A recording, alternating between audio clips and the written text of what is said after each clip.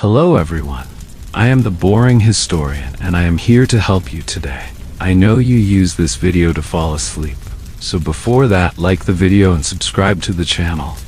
Also, where are you from and what time are you watching? Now get comfortable and relax. The ground trembled beneath their hooves, a distant thunder rolling across the steppe. First as whispers, then as screams, the warnings had spread. The Mongols were coming. From the endless grasslands of their homeland, they emerged like a force of nature, unstoppable, merciless, and governed by laws incomprehensible to those who had lived their lives behind city walls. The Great Khan's army did not merely conquer, it devoured. Those who survived the initial slaughter faced a reality more brutal than death itself: life under Mongol rule. This is the story of that life. Not the sweeping conquests celebrated by historians, but the grinding, daily existence of those who lived and died in the shadow of the greatest land empire the world has ever known. It is a tale told through the eyes of those who experienced it, the captured, the conquered, and the Mongols themselves. Their voices speak across the centuries, reminding us that while empires rise and fall, the suffering of ordinary people remains constant. What follows is not for the faint of heart. The Mongol world was one of extreme violence, casual cruelty, and constant struggle. It was a world where life hung by the thinnest of threads, where justice came swift and merciless, and where an empire could be built on horseback but held together only by terror and blood. The modern person, accustomed to comfort and protected by law, would not survive a day. Ahmad ibn Fadlan had seen 42 winters come and go, more than half of those spent traversing the great trade routes that connected the world. A merchant of some renown in Baghdad, he had grown wealthy, bringing the treasures of the East to the markets of the West. Silk from Cathay, spices from the Hindu lands, gems from the mountain kingdoms, all had passed through his hands at one time or another. But it was the silk that had drawn him eastward this time, deeper into lands he knew were dangerous but too profitable to ignore. He had heard the stories, of course. Who hadn't? Tales of demon horsemen who appeared from nowhere, attacked without warning, and vanished just as quickly. Tales of cities put to the sword, of rivers running red with blood, of towers built from human skulls. But such stories were common along the Silk Road, and Ahmad had long ago learned to separate truth from travelers' exaggeration. Besides, he had taken precautions. His caravan was large, 37 men, 64 camels, and goods worth a sultan's ransom. They were well armed, with guards hired from among the fierce Turkic tribes who knew the terrain, and they had paid the necessary bribes to local officials, ensuring safe passage through their territories. Or so he had thought. The attack came at dawn, when the night's chill still clung to the desert floor, and the rising sun cast long shadows across the dunes. Ahmad had been performing his morning prayers when he heard the first screams. By the time he rose to his feet, the camp was already overrun. They came like the wind, silent save for the pounding of hooves and the whistling of arrows. Small, wiry men on small, wiry horses, their faces obscured by dust and their intentions clear in the deadly arc of their shots. The caravan guards managed only a token resistance before they were cut down, their bodies bristling with arrows shot with uncanny precision from horseback. Ahmad watched in horror as his life's work collapsed around him. Goods plundered, servants slaughtered, and those few who survived, himself included, rounded up like cattle. Strong cords bound their hands behind their backs, the rough hemp cutting into flesh. Then each captive was tied to a horse's saddle, forced to jog alongside the mounted raiders as they departed with their spoils. It was only when they stopped to water the horses that Ahmad got his first clear look at their captors. They were not demons, as the stories claimed, but men, albeit men unlike any he had encountered in his travels. Short and stocky, with high cheekbones and narrow eyes, they wore armored coats made from overlapping plates of hardened leather and carried curved bows that seemed extensions of their arms. One of them, distinguished by a red plume in his cap, approached Ahmad. The merchant steeled himself, expecting death, but instead the Mongol, for he now had no doubt these were the dreaded horsemen of the steppe, spoke to him in halting Persian. "You, merchant?" he asked, gesturing at Ahmad's fine, if now dust-covered robes. Ahmad nodded, finding his voice. "Yes, Ahmad ibn Fadlan of Baghdad," the Mongol grunted. "Good, Khan needs merchants. You live." He pointed to the other surviving captives, common laborers and guards. "These? No use." Before Ahmad could process the meaning of those words, the Mongol turned away, barking orders to his men. With mechanical efficiency, they forced the other captives to their knees. One by one, they were executed. A sword stroke severing head from body in a single clean cut. Ahmad closed his eyes but could not block out the sounds. The wet thud of falling bodies, the brief cries cut short, and worst of all, the matter-of-fact conversation of the Mongols as they worked. This was not cruelty for its own sake, he realized with growing horror. This was simply efficiency. The Mongols had no use for extra mouths to feed, so they eliminated them with the same dispassion a farmer might cull excess livestock. When it was done, the red-plumed Mongol returned to Ahmad. "You come," he said simply. "Great Khan builds city, needs traders." And so began Ahmad's new life, not as a free merchant traveling the Silk Road, but as captive talent for an empire built on conquest. They rode for days, deeper into lands Ahmad had only heard described in travelers' tales. The great grasslands stretched to the horizon in every direction, a sea of wind-rippled green broken only by the occasional stand of stunted trees or rocky outcropping. The Mongols rode tirelessly, stopping only to rest their horses, not the men. Ahmad, unaccustomed to such travel, suffered terribly. His feet bled through his fine leather boots, designed for marketplaces rather than forced marches. When his pace slowed, a horsehair whip would lash across his back, tearing through his robes and into his flesh. No words were spoken, no warnings given. Only the expectation of obedience and the swift punishment for failure. At night, when they made camp, Ahmad received his first lesson in Mongol life. While his captors erected their round felt tents, gurs, he would later learn they were called. With practiced efficiency, he was left to sleep in the open, exposed to the biting cold of the steppe night. His only food was what his captors gave him, a hard, dried cheese that tasted of smoke and salt, and a fermented milk drink that burned his throat and left him lightheaded. "Drink," the red-plumed Mongol commanded, handing him a leather flask. "Makes cold less." Ahmad sipped cautiously at the liquid, irog, the fermented mare's milk that formed a staple of the Mongol diet. It was sour and slightly fizzy on his tongue, nothing like the fine wines he was accustomed to in Baghdad. But as the warmth spread through his belly, he found himself grateful for it nonetheless. The Mongol watched him with something like amusement. "You soft," he said, poking Ahmad's belly with a calloused finger. "City man, here I'll die if soft." "Why am I alive?" Ahmad dared to ask. "Why not kill me with the others?" The Mongol's face remained impassive, but something flickered in his narrow eyes.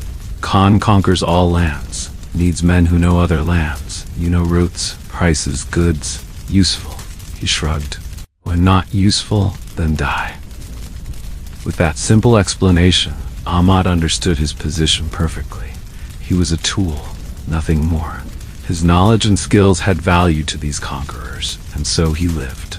When that value ended, so would his life. It was a coldly practical calculus, devoid of mercy or malice, and somehow all the more terrifying for it. That night, As he huddled beneath a thin blanket and stared up at the vast canopy of stars, Ahmad ibn Fadlan wept, not for his lost wealth or even his lost freedom, but for the realization that he had entered a world operating by rules he did not understand, governed by a logic alien to all he had known. If he was to survive, he would need to learn those rules quickly. But he was a merchant, after all. Adaptation was his trade. And so, as exhaustion finally claimed him, Ahmad made a silent vow. He would observe, he would learn, and he would survive, no matter what it cost him. The journey continued for another fortnight, each day bringing Ahmad deeper into the heart of the Mongol realm. They traveled in a loose formation, the 30 or so warriors spreading out across the steppe rather than following a single path. This, Ahmad learned, was typical of Mongol movement, using the terrain to their advantage, covering more ground, finding better grazing for their horses. And those horses, Ahmad had never seen them like. Smaller than the Arabian steeds he was familiar with, but possessed of incredible endurance. The Mongols changed mounts several times each day, rotating through a string of horses so that no single animal became too tired. They cared for these beasts with an attention that bordered on reverence, checking hooves and coats each morning and evening, singing to them as they rode. "Horse is Mongol's life," explained the red-plumed warrior, whom Ahmad now knew was called Batu. He was a minor officer in this small raiding party, which itself was but a tiny fraction of the vast Mongol army. Without horse, no hunt. Without horse, no war. Without horse, no Mongol. Ahmad nodded, beginning to understand. For a people who lived on the move, horses weren't merely transportation. They were the foundation of existence itself. On the 10th day of their journey, Ahmad witnessed his first execution under Mongol law. One of the younger warriors had failed to secure his horse properly during the night, and the animal had wandered into another warrior's string, causing a brief skirmish between the horses that left one with a gashed flank. The matter was brought before Batu, who listened to both sides with an impassive face. When the testimonies were complete, he nodded once and spoke a single word. Before Ahmad could blink, the offending warrior was forced to his knees. There was no protest, no pleading, only a strange, resigned acceptance as the sword separated his head from his shoulders.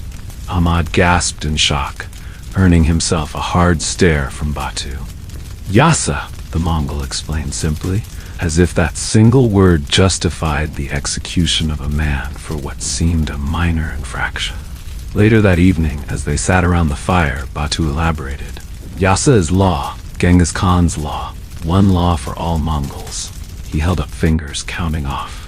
"Steal horse, die. Neglect horse, die. Urinate in water, die. Leave fallen comrade, die." He looked pointedly at Ahmad. "Disobey commander, die." "Your laws seem harsh," Ahmad ventured carefully. Batu laughed, a short, barking sound. "Steppe is harsh. Winter kills weak. Summer kills unprepared. Enemies kill unready." He shrugged. "Mongol law keeps Mongols strong." Over the following days, Ahmad observed more of this uncompromising legal code in action. A warrior who had claimed more than his fair share of booty was publicly flogged, the leather whip laying open his back in bloody furrows while he stoically endured the punishment. Two men who quarreled over a woman were forced to reconcile through a ritual that involved each drinking from a cup containing a few drops of the other's blood, binding them as blood brothers and forbidding further conflict. Most startling to Ahmad was the treatment of rank within the Mongol hierarchy. Batu, despite his authority, ate the same food, slept in the same style of ger, and endured the same hardships as his men. When they forded a river, he did not command others to carry him across, but plunged in alongside them. When meat was scarce, his portion was no larger than anyone else's. Great Khan himself eats horse meat with fingers, same as lowest herder, Batu told Ahmad proudly. Yasa says leader must know hunger to understand hunger of people. This was unlike any system of governance Ahmad had ever encountered. In Baghdad, as in all civilized lands he knew, rulers set themselves apart through luxury and privilege. Power was displayed through exemption from common hardship. Yet here, among these barbarians, leadership seemed defined by shared experience rather than separation from it. But if the Yasa mandated equality of suffering among Mongols, it made no such provision for conquered peoples.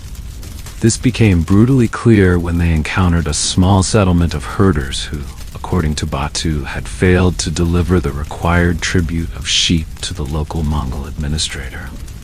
The punishment was swift and total.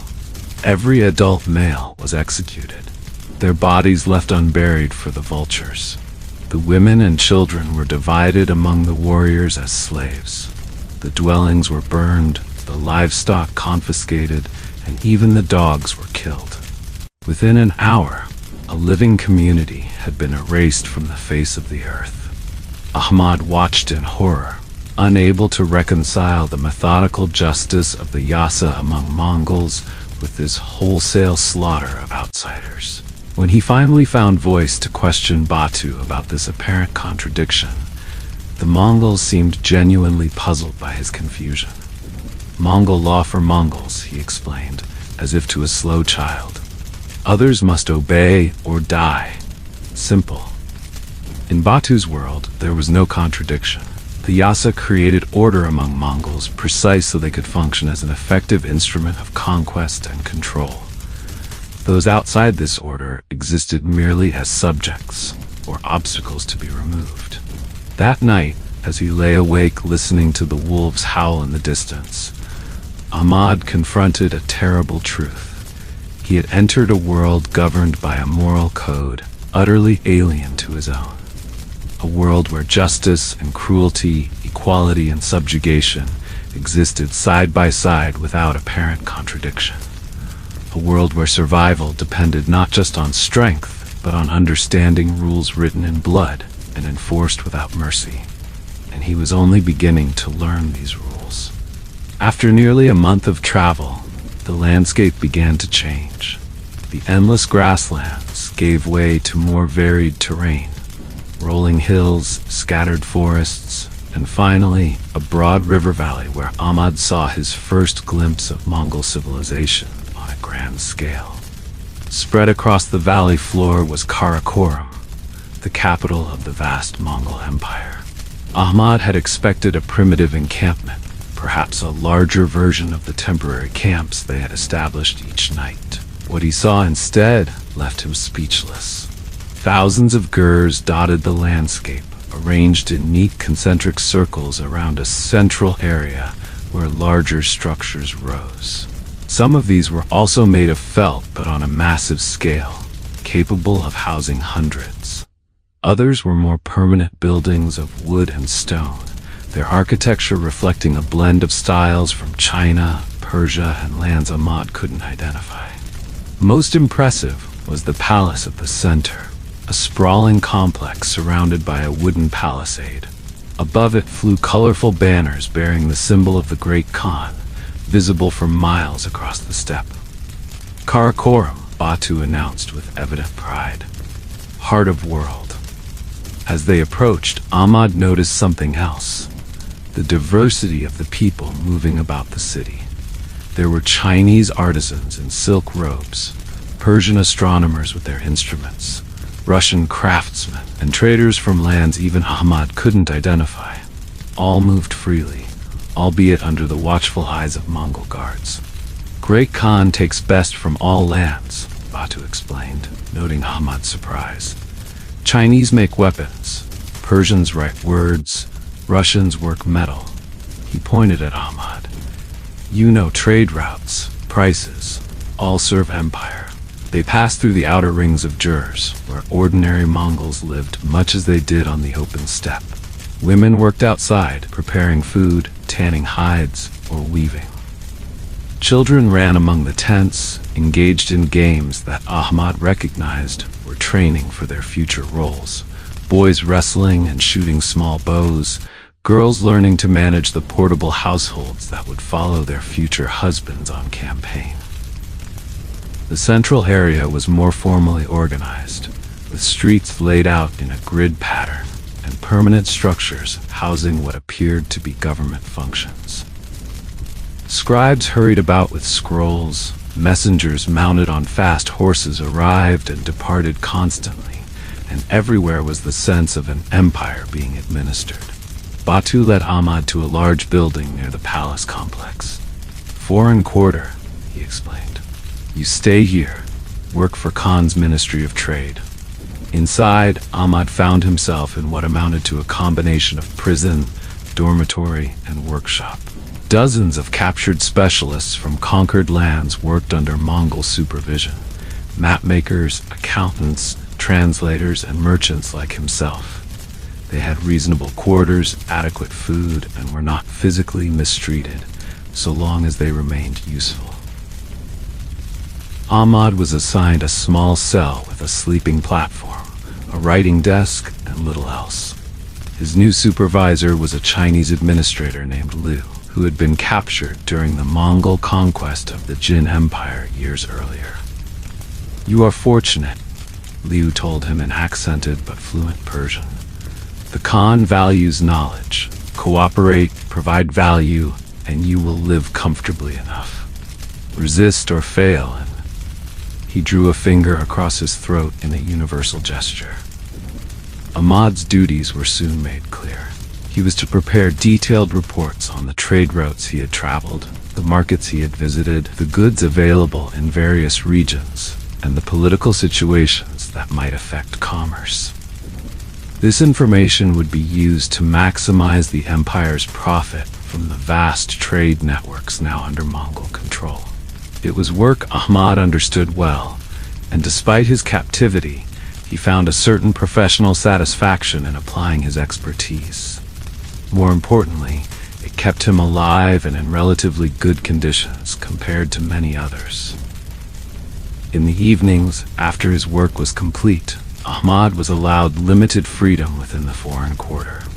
Here, he began to piece together a more complete picture of life under Mongol rule.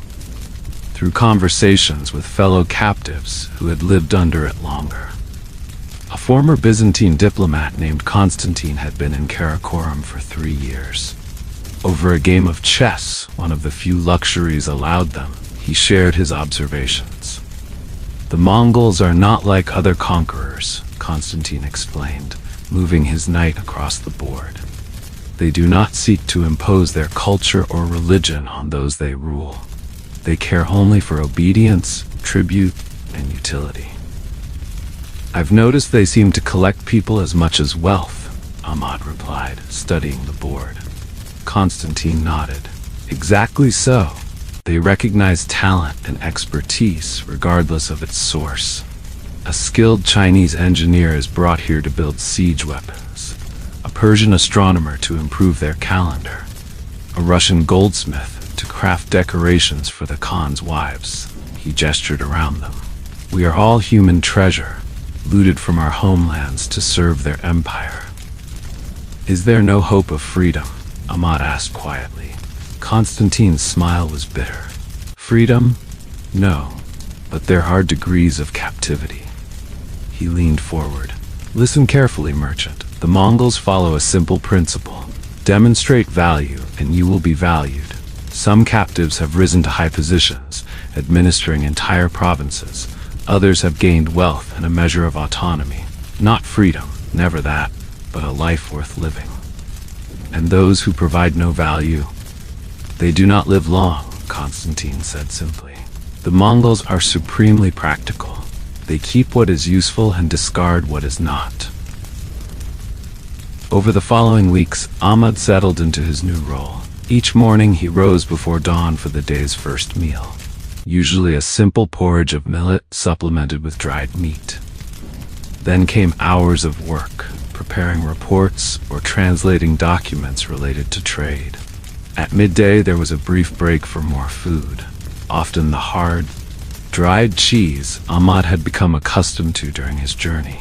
sometimes accompanied by a thin soup, then more work until evening. The rhythm of life in Karakoram was dictated by the needs of the empire and the harsh realities of the steppe. Even in this capital city, the influence of nomadic origins remained strong. Buildings were arranged like a giant encampment. Administrative functions followed seasonal patterns, with certain activities suspended during the harshest winter months when messengers could not easily travel. Most striking to Ahmad was the contrast between Mongol austerity and the wealth flowing through the empire. The great Khan and his nobles might possess unimaginable riches: gold, gems, silks, and treasures from a dozen conquered civilizations. But they wore simple clothes of leather and felt, ate with their fingers from wooden bowls, and slept on platforms covered with furs rather than soft mattresses. "Luxury makes men weak," explained Batu, who occasionally visited to extract specific information about Baghdad's defenses and wealth. "Mongol must always be ready for war, for hunt, for move. Cannot be soft." This philosophy extended to all aspects of Mongol life. Children were taught to ride almost before they could walk. By age 3, they managed small bows. By 10, they could shoot accurately from horseback. Girls learned to set up and break down a jar in minutes, to prepare food that could be carried for days without spoiling, to tan hides and make the felt that covered their homes.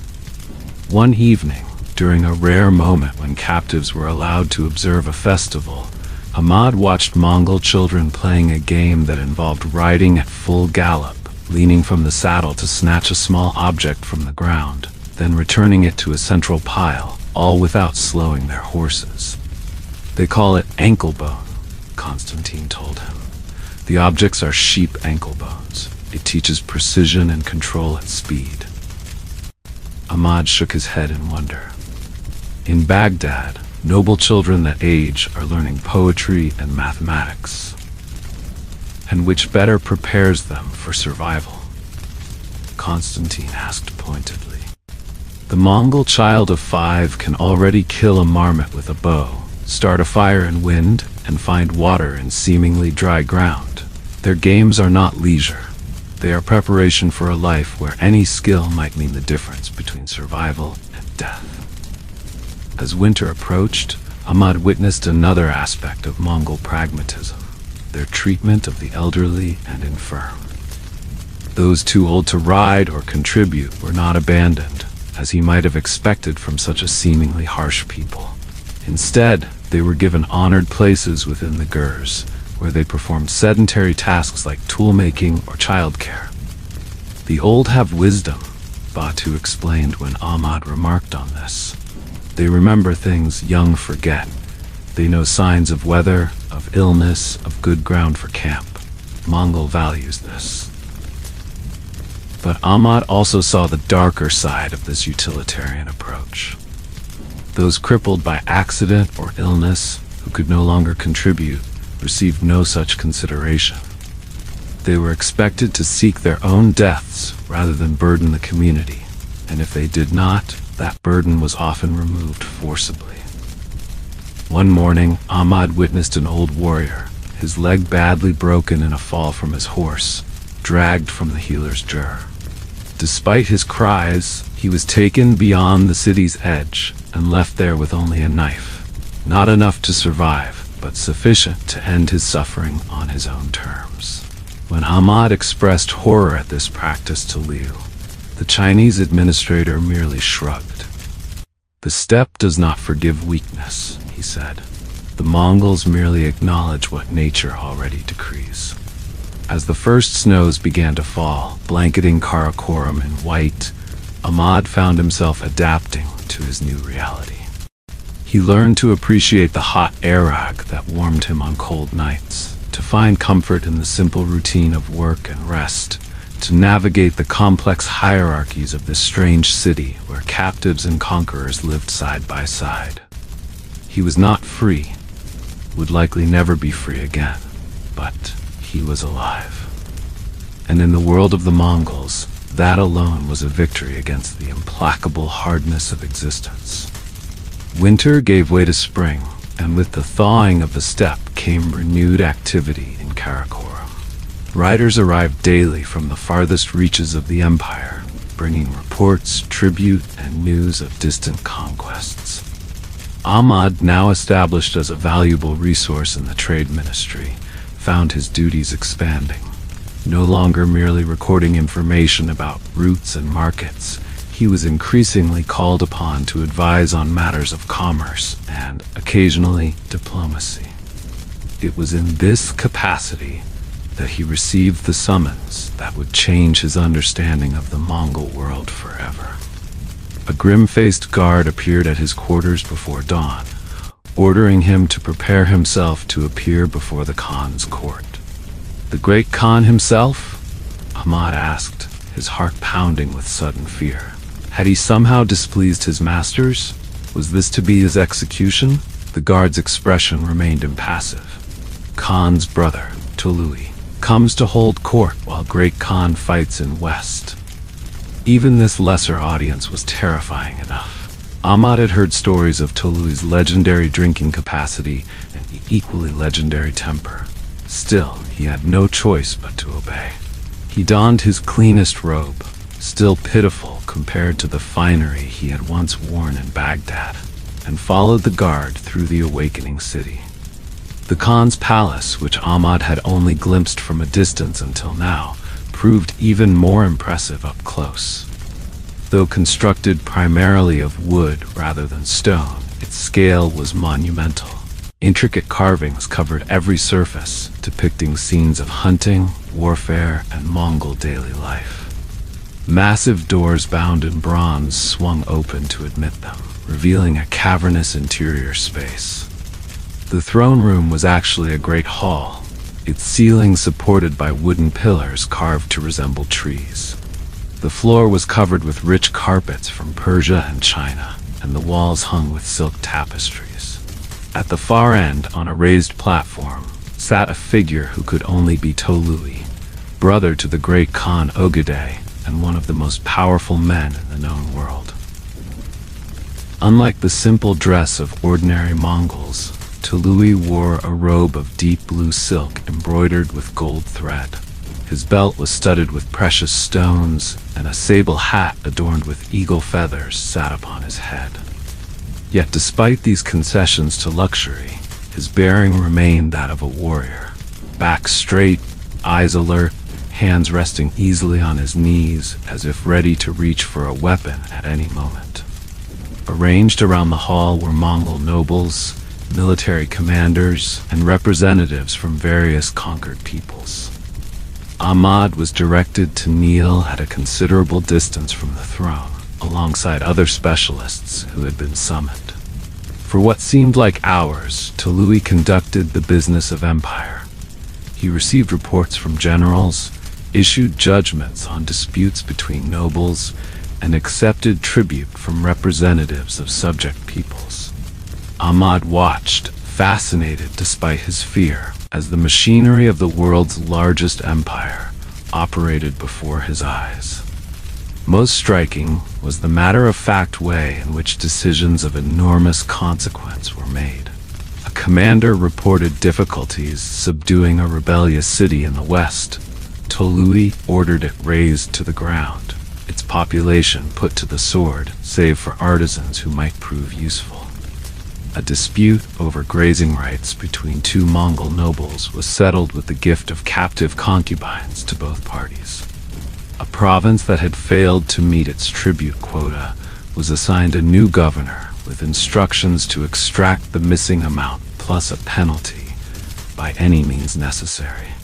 Human lives, thousands of them, were disposed of in sentences of just a few words, delivered without apparent emotion or hesitation.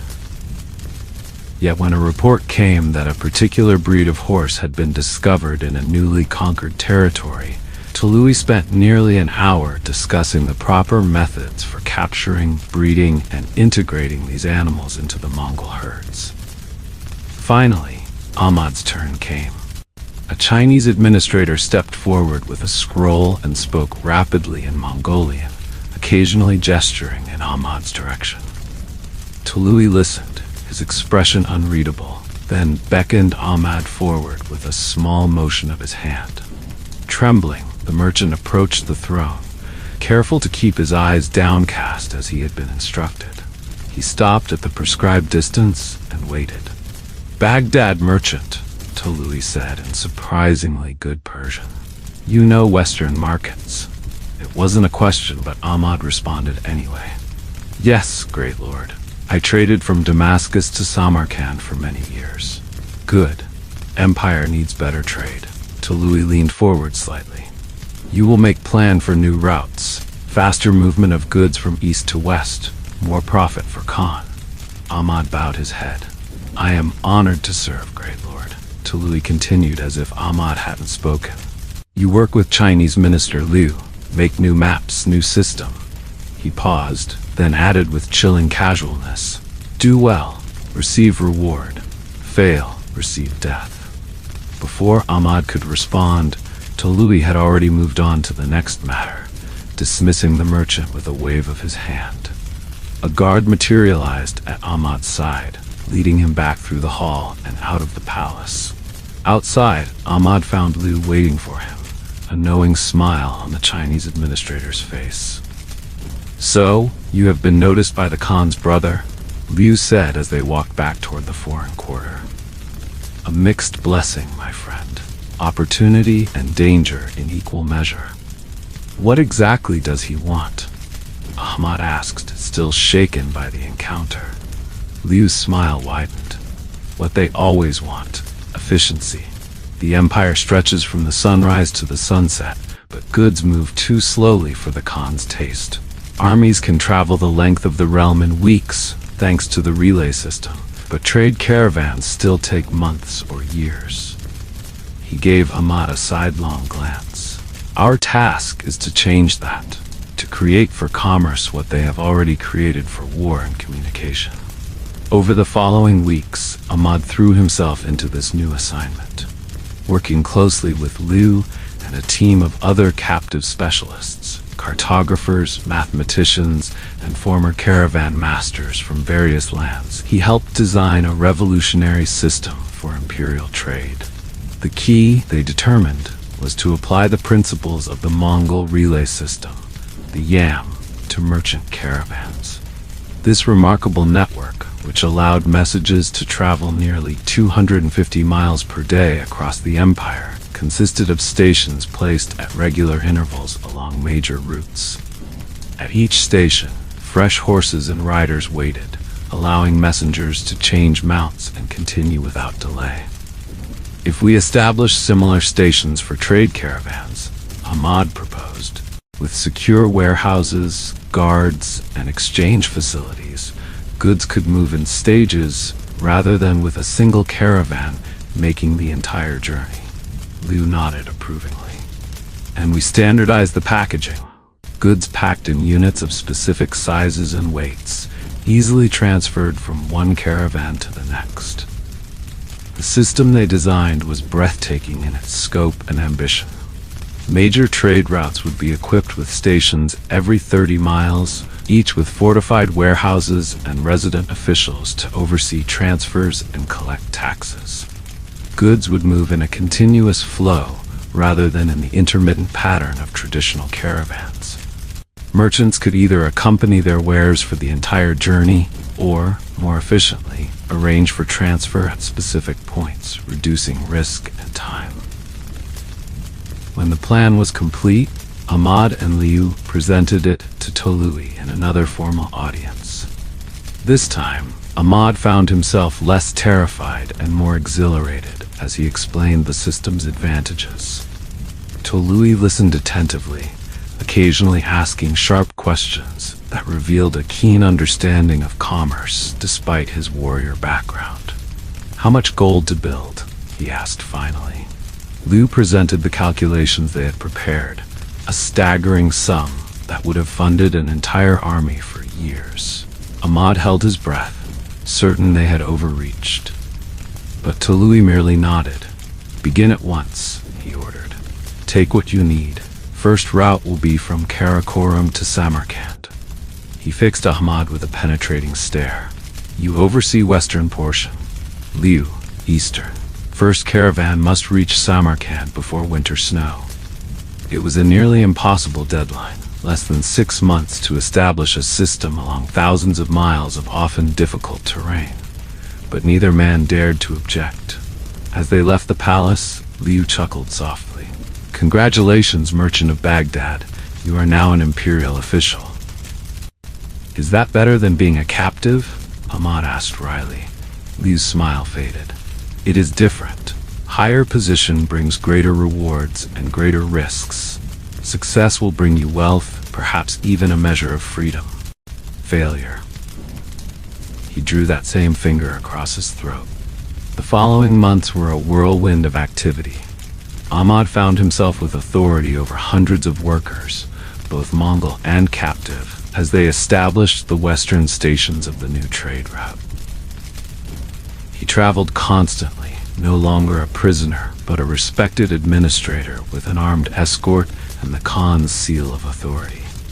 He saw firsthand the full extent of Mongol rule, the devastated cities that had resisted, the prosperous ones that had submitted, the vast administrative apparatus that extracted wealth from conquered peoples.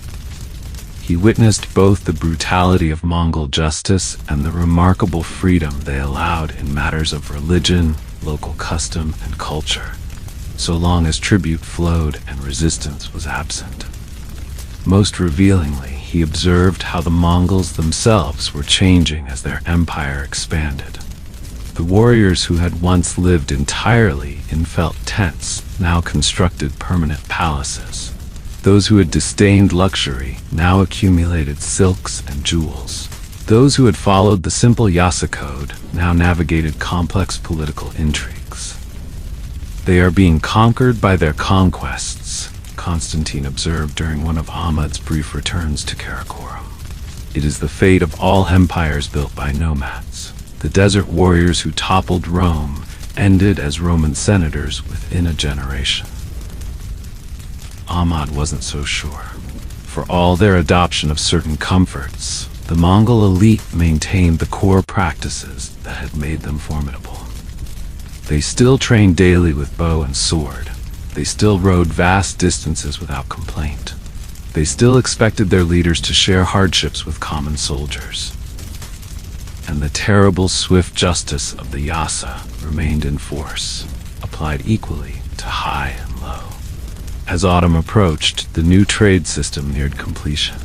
The first test caravan, laden with silk, spices, and precious metals, departed Karakorum with great ceremony, Tolui himself attending to emphasize the project's importance. Ahmad rode with it for the first week, overseeing the transfers at each new station, before galloping ahead to ensure preparations were complete along the route. The experiment succeeded beyond even their ambitious plans. Goods that would have taken a year to travel from Karakorum to Samarkand arrived in just under 3 months. The samples of silk and spices reached markets still fresh, commanding premium prices. Tolui was pleased, and Ahmad found himself rewarded with a substantial sum of silver, better quarters in Karakorum, and the right to conduct limited trading on his own behalf. It was not freedom. Ahmad remained fundamentally a captive, his life still dependent on his usefulness to the empire. But it was a dramatic improvement from the terrified merchant who had been dragged across the steppe behind a Mongol horse just a year before. One evening, as Ahmad sat in his new quarters counting his profits from a recent transaction, he realized with a start that he was beginning to think like a Mongol. He evaluated people and opportunities in terms of utility and efficiency. He accepted the harsh punishments of the Yasa as necessary for maintaining order. He even found himself admiring the ruthless practicality that allowed the empire to function across such vast distances. Was this adaptation or corruption? Had he survived by becoming what he once feared? Ahmad had no answer, but as he sipped from a cup of fine Chinese tea, a luxury his position now afforded him, he acknowledged an uncomfortable truth. In the world of the Mongols, one either adapted or perished. There was no middle ground, and he had chosen to adapt. The winter of Ahmad's second year in the Mongol Empire brought changes that would test his newfound security. As the bitter cold descended on Karakorum, word arrived that Ogedei Khan had died during a hunting expedition. The empire, vast and still expanding, suddenly found itself without its supreme ruler. The impact was immediate and destabilizing. Mongol law required that a new great Khan be elected by a Kurultai, a grand council of nobles and military leaders from across the empire. But such a gathering would take months to organize, as messengers rode to the furthest provinces and commanders returned from distant campaigns. In the interim, power fell to the Khan's widow, Turigen Khatun, who would serve as regent until a new leader was chosen. This arrangement, while in accordance with Mongol tradition, created immediate tension. Factions formed around various potential successors, primarily Ogedei's sons and his brothers, including Tolui, Ahmad's patron. For those like Ahmad, who had found niches within the imperial bureaucracy, this uncertainty was deeply troubling.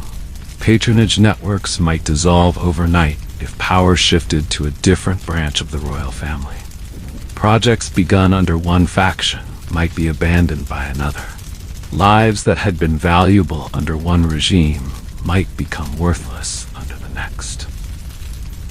Political transitions are dangerous times for foreigners like us, Liu warned Ahmad as they shared a meal in the Chinese administrator's quarters. The room was warmer than most in Karakorum, heated by an ingenious system of flues beneath the floor, a luxury Liu had been permitted to install in recognition of his decades of service. We have no clan, no bloodline to protect us. Our value is in our utility alone. Ahmad nodded, sipping the potent fermented mare's milk that he had, against all expectations, grown to appreciate. What do you advise? Caution. Absolute caution. Liu's weathered face was grave. Speak only when spoken to. Take no sides in any dispute. Continue your work as if nothing has changed, but initiate no new projects that might be seen as aligned with any faction. This proved sound counsel in the chaotic month that followed. Ahmad watched as the delicate balance of power in Karakorum shifted almost daily. Turigen Khatun proved to be a formidable regent, shrewdly maneuvering to position her son Guyuk as the successor despite opposition from other branches of the family. Tolui, who might have been a strong contender for the throne, died under mysterious circumstances that winter. Poisoned, many whispered, though none dared say so openly. With his patron gone, Ahmad found himself in a precarious position. The trade system he had helped establish continued to function, but his personal authority within it diminished. New officials loyal to the regent took control of key positions. Ahmad was not removed from his role, but he was watched more closely, his decisions scrutinized, his autonomy curtailed. The winter itself seemed to reflect the empire's unsettled state.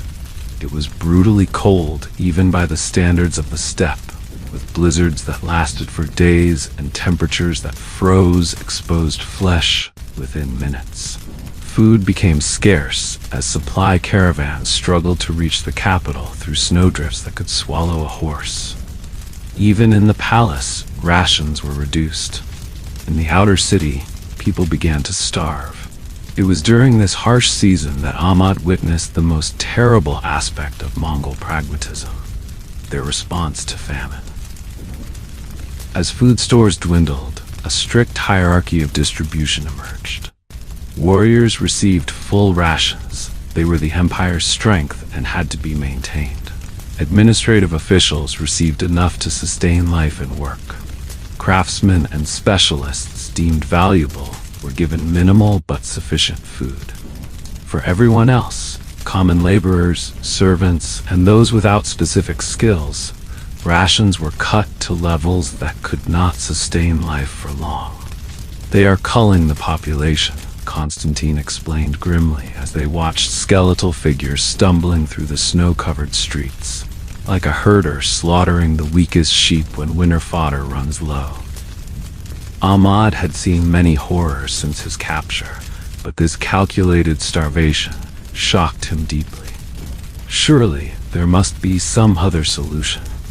In Baghdad, during times of scarcity, the caliph opens the treasury to import grain from Egypt or Syria. Constantine gave him a pitying look. "This is not Baghdad, my friend. Here, practical necessity trumps all other considerations. Those who cannot contribute to the empire's strength do not eat when food is scarce. It is as simple as that." The dying were not permitted to die in the streets, however. That would be inefficient. Instead, as starvation weakened them beyond recovery, they were collected by special details of soldiers and taken outside the city to vast pits dug before the ground had frozen solid. There, they were dispatched with a quick sword stroke, a mercy, the Mongols considered it, and their bodies stacked like cordwood in the frozen earth. Ahmad found himself assisting with the grim mathematics of survival, helping to calculate precisely how little food could be distributed to each category of person while maintaining essential functions. It was the most soul-destroying work he had ever done, reducing human lives to columns of figures in a ledger. How many sacks of millet to keep the tanners alive until spring? A Mongol official would ask. At half rations, 3 sacks per week for the entire quarter, Ahmad would reply, knowing that half rations meant slow death for many. The official would nod, make a mark on his tablet, and move on to the next calculation, unconcerned with the human cost of these decisions. This was not cruelty in the Mongol mind, it was necessity. In a world of limited resources, those most valuable to the community survived, those least valuable did not. The steppe had taught this lesson for uncounted generations, and the Mongols had learned it well. By midwinter, the foreign quarter had lost nearly a third of its population to starvation, exposure, or the sword that ended suffering. Ahmad survived because of his position, his knowledge of trade routes still valuable enough to merit adequate food. But he grew thin, and the cold seemed to penetrate deeper each day, as if his very soul was freezing alongside his body. It was during this desperate time that he encountered Batu again, the red-plumed warrior who had captured him 2 years earlier. Now, a higher-ranking officer attached to the regent's personal guard, Batu recognized Ahmad in the palace courtyard and approached with what passed for friendliness among Mongols. "Baghdad merchant," he said, clapping Ahmad on the shoulder with enough force to stagger him. "Still alive. Good. Only barely," Ahmad replied, surprising himself with his candor. "This winter tests us all." Batu's expression grew serious. "Bad winter. Bad time." He glanced around, then lowered his voice. "Great Kurultai comes in spring. Many warriors return, much fighting maybe." He fixed Ahmad with a penetrating stare. "You have friends in West Stations?" Ahmad nodded cautiously. In his work overseeing the western portion of the trade route, he had indeed cultivated relationships with local officials and merchants in several cities along the way. "Good. Maybe need them soon." With that cryptic statement, Batu strode away, leaving Ahmad to wonder what the warrior had meant, and what new dangers might be approaching with the spring thaw. He did not have to wait long to find out. As the days gradually lengthened, and the worst of winter's grip began to ease, Karakorum filled with returning nobles and commanders, arriving for the Kurultai that would select the new Great Khan. The city, already crowded, became dangerously overcrowded. Temporary encampments spread across the surrounding plains as thousands of warriors and their entourages arrived from every corner of the empire. With them came renewed political tensions. The regent had spent the winter consolidating support for her son, Gyuk, but opposition remained strong, particularly from the descendants of Genghis Khan's youngest son, Tolui. His widow Sorgogtani Beki had emerged as a powerful player in her own right, advocating for her sons Mongol and Kublai as potential successors. For common people and foreigners, this was a time of extreme danger. Mongol nobles, always quick to violence, were especially volatile during this period of uncertainty. A perceived slight could result in immediate execution. Wandering bands of warriors, loyal to different factions, engaged in street brawls that often claimed innocent bystanders.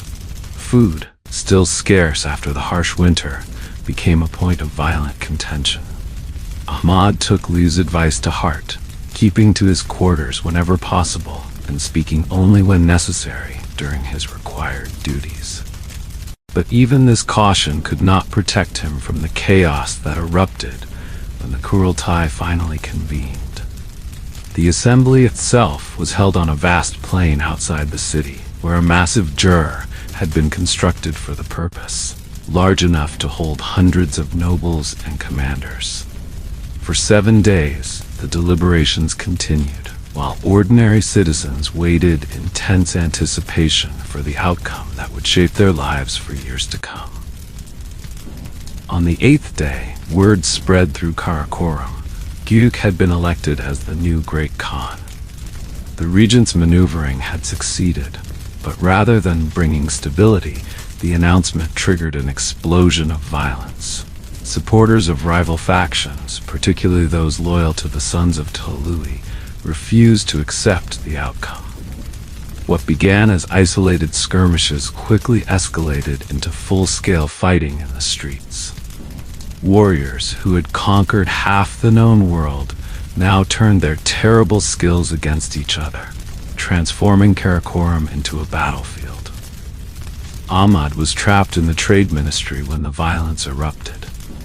From the windows, he watched in horror as mounted warriors galloped through the streets, shooting arrows into crowds and cutting down anyone perceived to be aligned with opposing factions.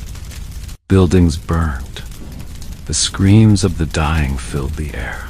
The vaunted discipline of Mongol armies dissolved into chaotic bloodshed. "We must leave immediately."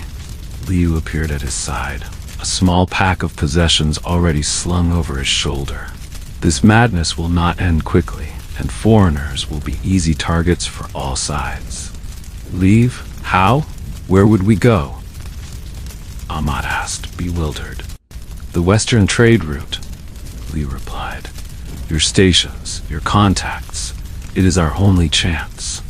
Ahmad realized this was what Batu had been hinting at months earlier. Had the warrior known this violence was inevitable?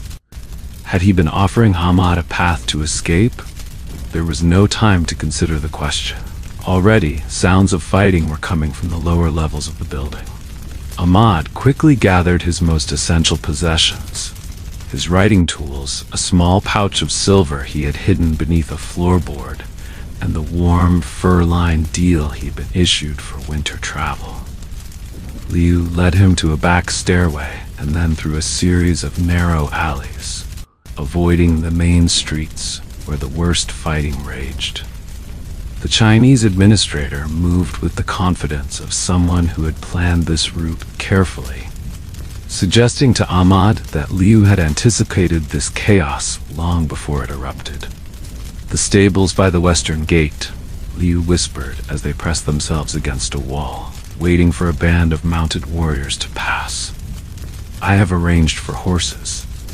"You planned this?" Ahmad asked. Liu's smile was grim. "I have survived 3 successions in this empire, merchant of Baghdad. The pattern never changes, only the names of the dead." By nightfall, they had reached the stables, finding them, miraculously, still standing and relatively unguarded as most of the fighting had moved to the central district. As promised, 2 horses waited, already saddled and provisioned for a long journey. A stable boy, well paid with Liu's silver, brought them out without question. "We ride west," Liu said as they mounted. "Hard and fast. Do not stop until we reach the first trade station. There, your influence may protect us until this madness burns itself out." As they rode through the western gate, its guards either dead or having abandoned their posts to join the fighting, Ahmad looked back at Karakoram. The city that had been his prison and then his home for 2 years was now a vision from hell. Flames illuminated the night sky, casting a red glow over the buildings. The sounds of battle continued unabated. Black smoke rose in columns to blot out the stars. Ahmad felt no regret at leaving. He had adapted to Mongol rule, had even found a place within it, but he harbored no illusions about his status. He was a tool, valued only for his utility. And tools, as he had learned, were discarded when no longer needed, or broken in careless hands during times of strife. As they urged their horses to a gallop across the open steppe, putting distance between themselves and the dying city, Ahmad made a silent vow. If he survived this journey, he would use every skill, every contact, every resource at his disposal to return to Baghdad. He had seen enough of the empire built on horseback. It was time to go home, if home still existed in a world the Mongols had remade in blood and fire. The boy who would become Temujin of the Borjigin clan came into the world during a thunderstorm, when the lightning cracked the sky open and the wind howled like 1,000 hungry wolves. The midwife said it was an omen. This child would either bring greatness to his people or destruction to the world, perhaps both. In the small jair where his mother Hoelin labored, there were no soft beds or clean linens, such as might be found in the birthing chambers of settled peoples. There was only a pile of furs laid upon the bare earth, smoke from the central fire stinging the eyes, and the practical hands of women who had delivered children on the move, sometimes even from horseback during times of flight or war. The infant Temujin entered the world red-faced and screaming, with a blood clot clutched in his tiny fist, another powerful omen. His father Yesuge, a minor chieftain of their clan, examined the child briefly before returning to the men's gathering outside, where they drank fermented mare's milk and awaited news of the birth. A son was always cause for celebration, but on the steppe, no child's survival was taken for granted. From his earliest days, Temujin's life was defined by hardship. The Borjigin were not a powerful clan, constantly at risk of raids from stronger neighbors. They moved with the seasons across the harsh Mongolian plateau, following their herds of horses, sheep, and goats in an endless cycle of survival. Winter brought bitter cold that could freeze a man solid in hours. Summer brought drought and swarms of biting insects. Spring and autumn offered brief respites, but also the greatest danger of raids from rival clans. By the age of 3, Temujin could ride bareback, clinging to a horse's mane as it galloped across the steppe. By 4, he had begun learning to shoot the small bow made especially for children, his father correcting his stance with calloused hands that were gentle only by comparison to their usual force. A Mongol who cannot shoot from horseback is not a Mongol at all, Yesuge told him, watching critically as the boy struggled to nock an arrow while sitting astride his pony. Your bow is your life, your horse is your freedom. Master both, and the world cannot hold you. There was no formal education, as settled peoples would understand it. Temujin learned by watching, by doing, and by enduring the painful consequences of failure. When he failed to secure his family's horses properly and 3 wandered off in the night, his father beat him with a riding crop until his back was striped with welts, then sent him to track and recover the animals alone. A dangerous task for a 7-year-old on the predator-haunted steppe.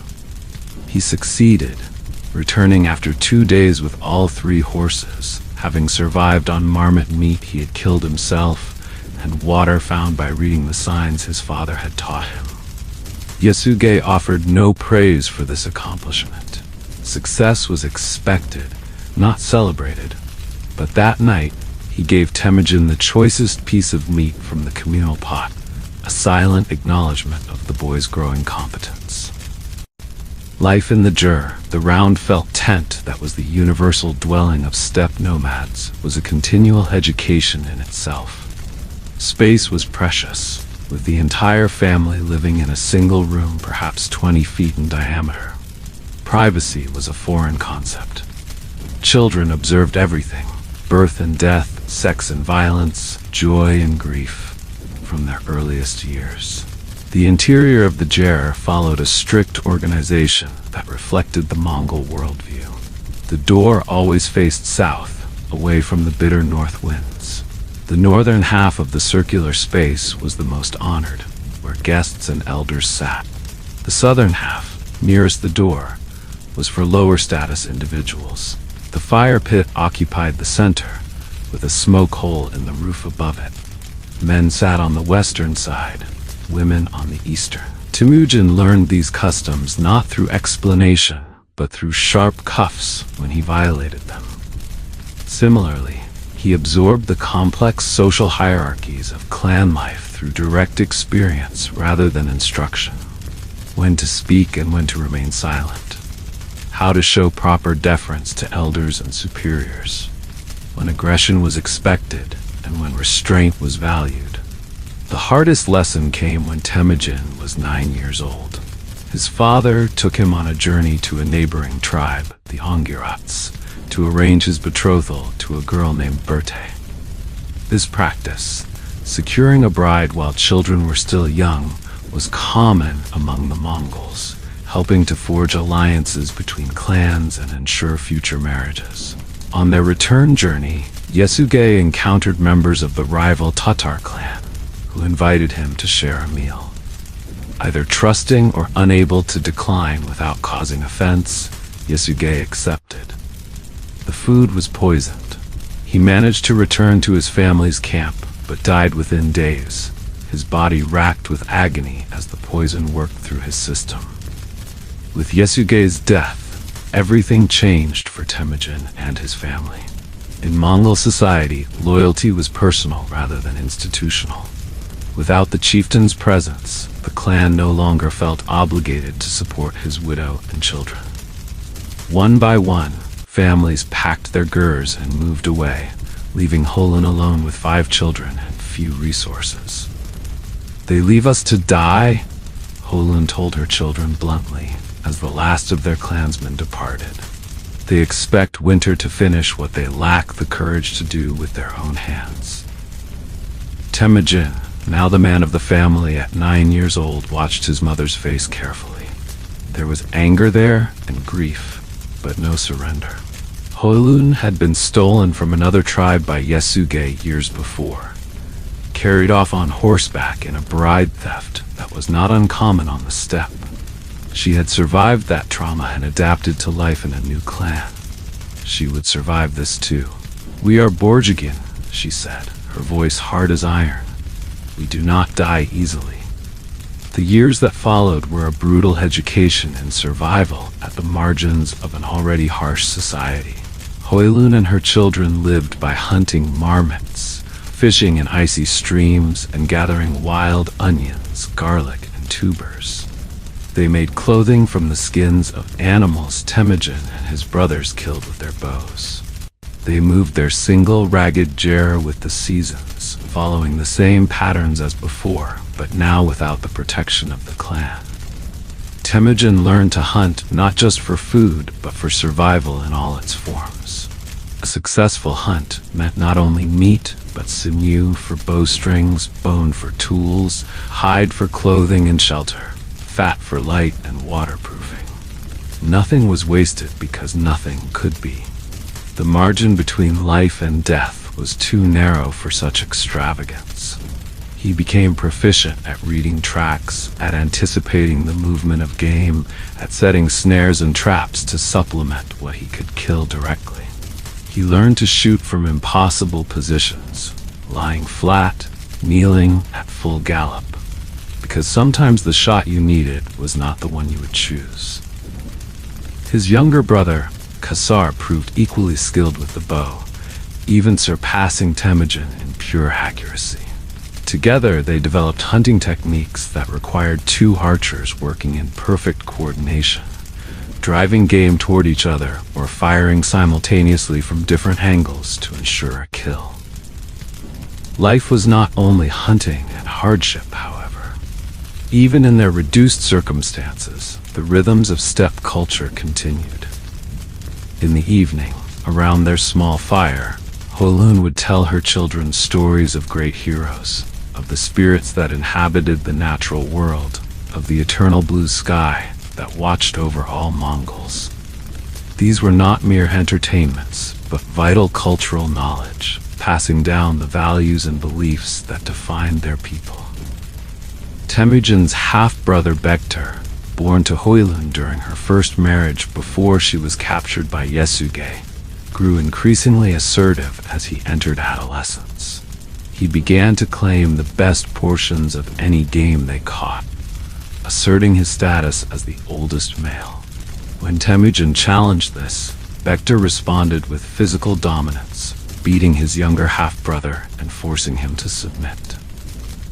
This simmering conflict came to a head when Temujin and Kassar returned from a successful hunt to find that Bektar had taken a small bird one of them had caught earlier and eaten it himself. Such a trivial matter might seem insignificant, but in their precarious existence, every morsel mattered. More importantly, Bektar's action represented a challenge to the fragile hierarchy of their diminished family. Temujin and Kassar confronted Bektar on a hillside above their camp. What began as a heated argument quickly escalated. When Bektar turned his back in dismissal, Temujin nodded to Kassar. Together, they knocked arrows and shot their half-brother in the back, killing him instantly. When they returned to camp, Holun took one look at their faces and knew what had happened. Her fury was terrible to behold. She compared her sons to tigers devouring their own cubs, to predators that destroyed their own kind. But beneath her anger was a cold understanding. In the world they inhabited, strength was survival. Temujin had done what Mongol men had always done, eliminated a threat to his position and secured his dominance. It was the first human life Temujin had taken, but far from the last. The act crossed a threshold from which there was no return, cementing in the young man's mind the lesson that the steppe had been teaching him since birth. Power belonged to those with the will to seize it and the strength to hold it. Mercy was a luxury few could afford, in a world where each winter claimed the weak and each summer tested the strong. As Temujin entered his teenage years, his reputation began to grow beyond their small family. He made alliances with other outcasts and fatherless boys, forming a small band that was more effective at hunting and defending itself than they had been individually. He reclaimed connection with his father's old allies, reminding them of obligations long forgotten. Most significantly, he fulfilled the betrothal arranged by his father years earlier, traveling to the Ongarat tribe to claim Berthe as his wife.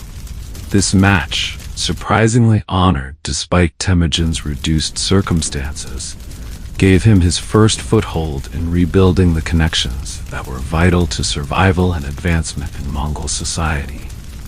But even this success was soon tested.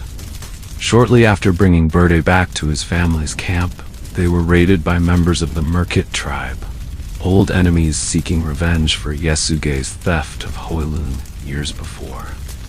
Temujin managed to escape into the forest, but Berthe was captured and carried off as a prize. For 8 months, she was held as a captive wife by a Merkit warrior.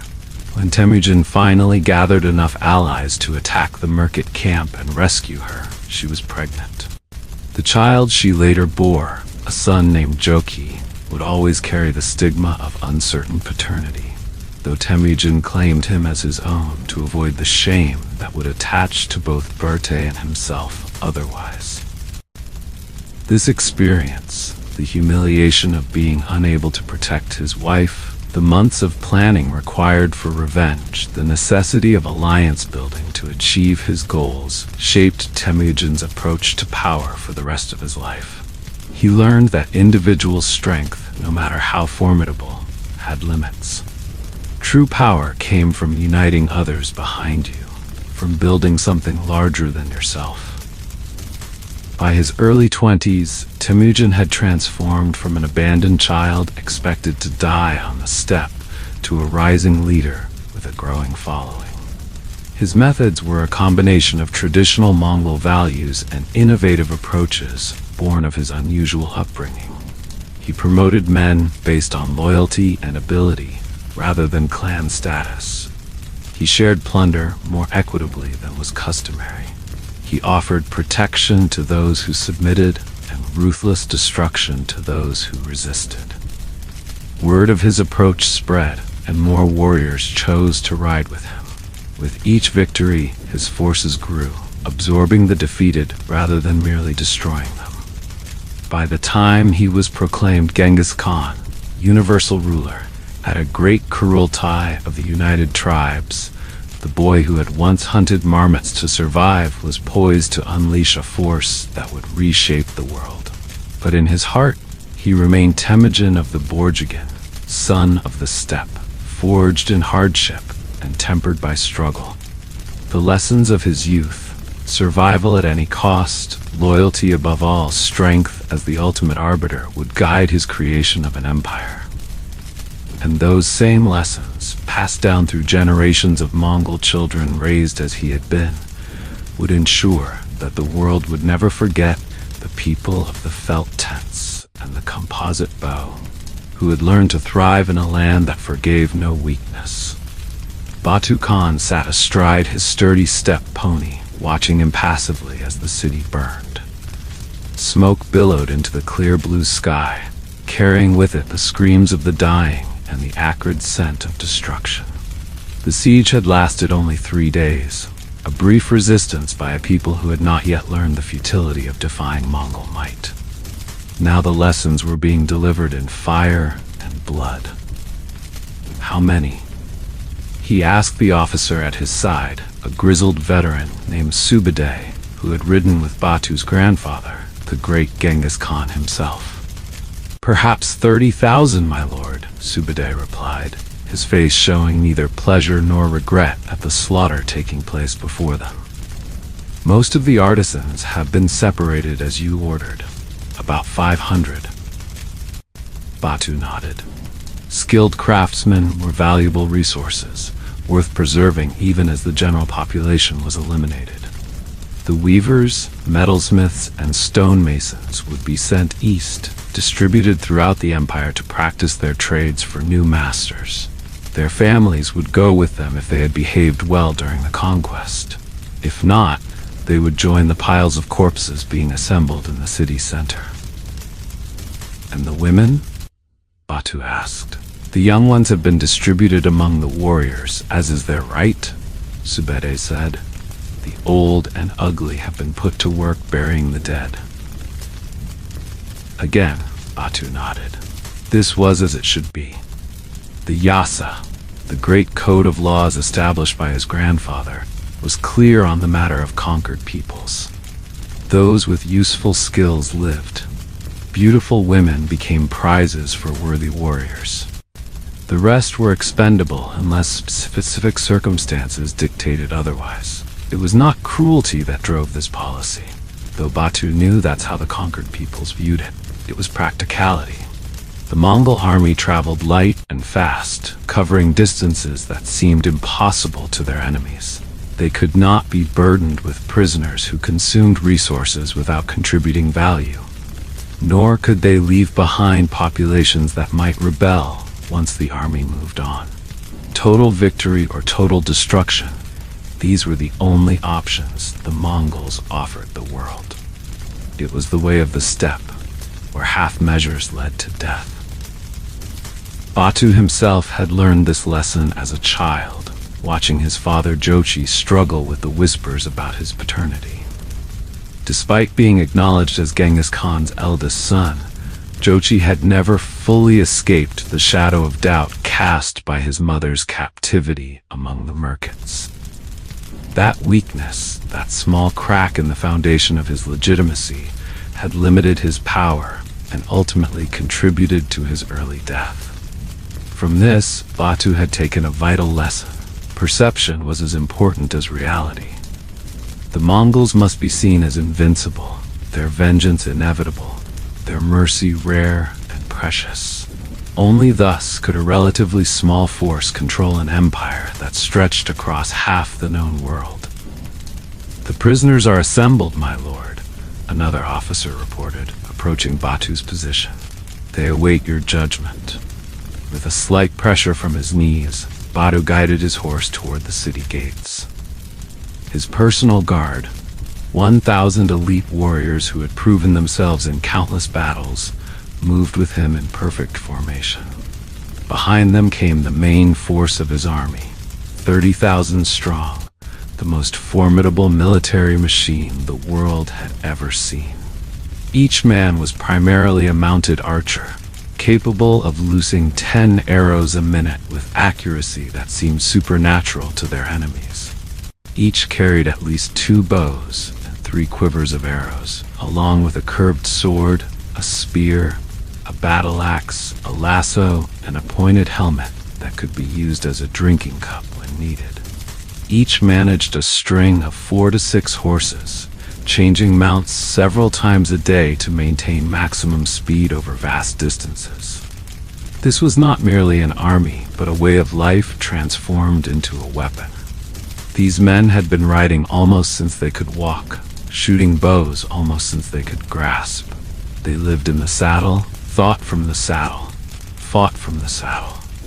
They were the children of the steppe, where survival had always depended on mobility, accuracy, and absolute loyalty to the group. As Batu rode through the shattered gates, he surveyed the destruction with a professional eye. The city's defenses had been substantial. High stone walls, deep moats, well-positioned towers for archers. None of it had mattered. Mongol engineers, many of them captured Chinese specialists, had constructed siege engines on site using local materials. Flaming projectiles had set wooden structures ablaze within the walls. Mangonels had hurled not only stones but diseased corpses into the city, spreading panic and illness. When a breach was finally made, the Mongol light cavalry had poured through like water through a broken dam, overwhelming defenders who were already demoralized by the relentless bombardment. The heavy cavalry had followed, armored warriors on armored horses who crushed any organized resistance. By nightfall of the 3rd day, the city's fate was sealed. Now, in the central square, the survivors knelt in rows, perhaps 2,000 people out of a city that had housed tens of thousands just days before. Most were women and children, though some men had been spared temporarily to assist with the labor of processing the conquered city. Batu dismounted, handing his reins to an attendant. He approached the prisoners slowly, his heavy deal, the traditional Mongol overcoat, swinging with each step.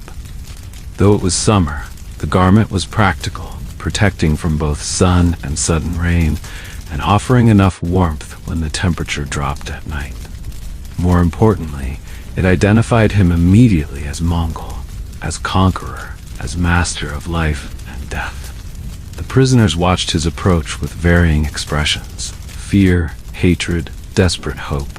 Some clutched children to their breasts. Others stared at the ground, avoiding eye contact as if invisibility might save them. A few, braver or more foolish than the rest, glared defiantly. Batu stopped before this last group, a dozen men who had been identified as city leaders. Merchants, guildmasters, minor nobility, men of influence who had counseled resistance rather than surrender when the Mongol envoys had first arrived offering terms. "You chose this," Batu said in their language, which he spoke passably well. Languages were weapons too, and the Mongols collected them as avidly as they collected military intelligence. We offered peace. You chose war. One of the men, older than the rest, with a merchant's prosperous girth now diminished by the privations of the siege, found courage to speak. You offered slavery. Batu considered this, then nodded slightly. Yes, life under our rule, taxes, obedience, military service for your young men. His eyes hardened. Instead, you have death for most, and slavery for the few we find useful. He turned to Subadai. These men counseled defiance? Yes, my lord, the veteran confirmed. According to those who surrendered early, Batu's decision was instant and irrevocable. They will watch their families die before they die themselves.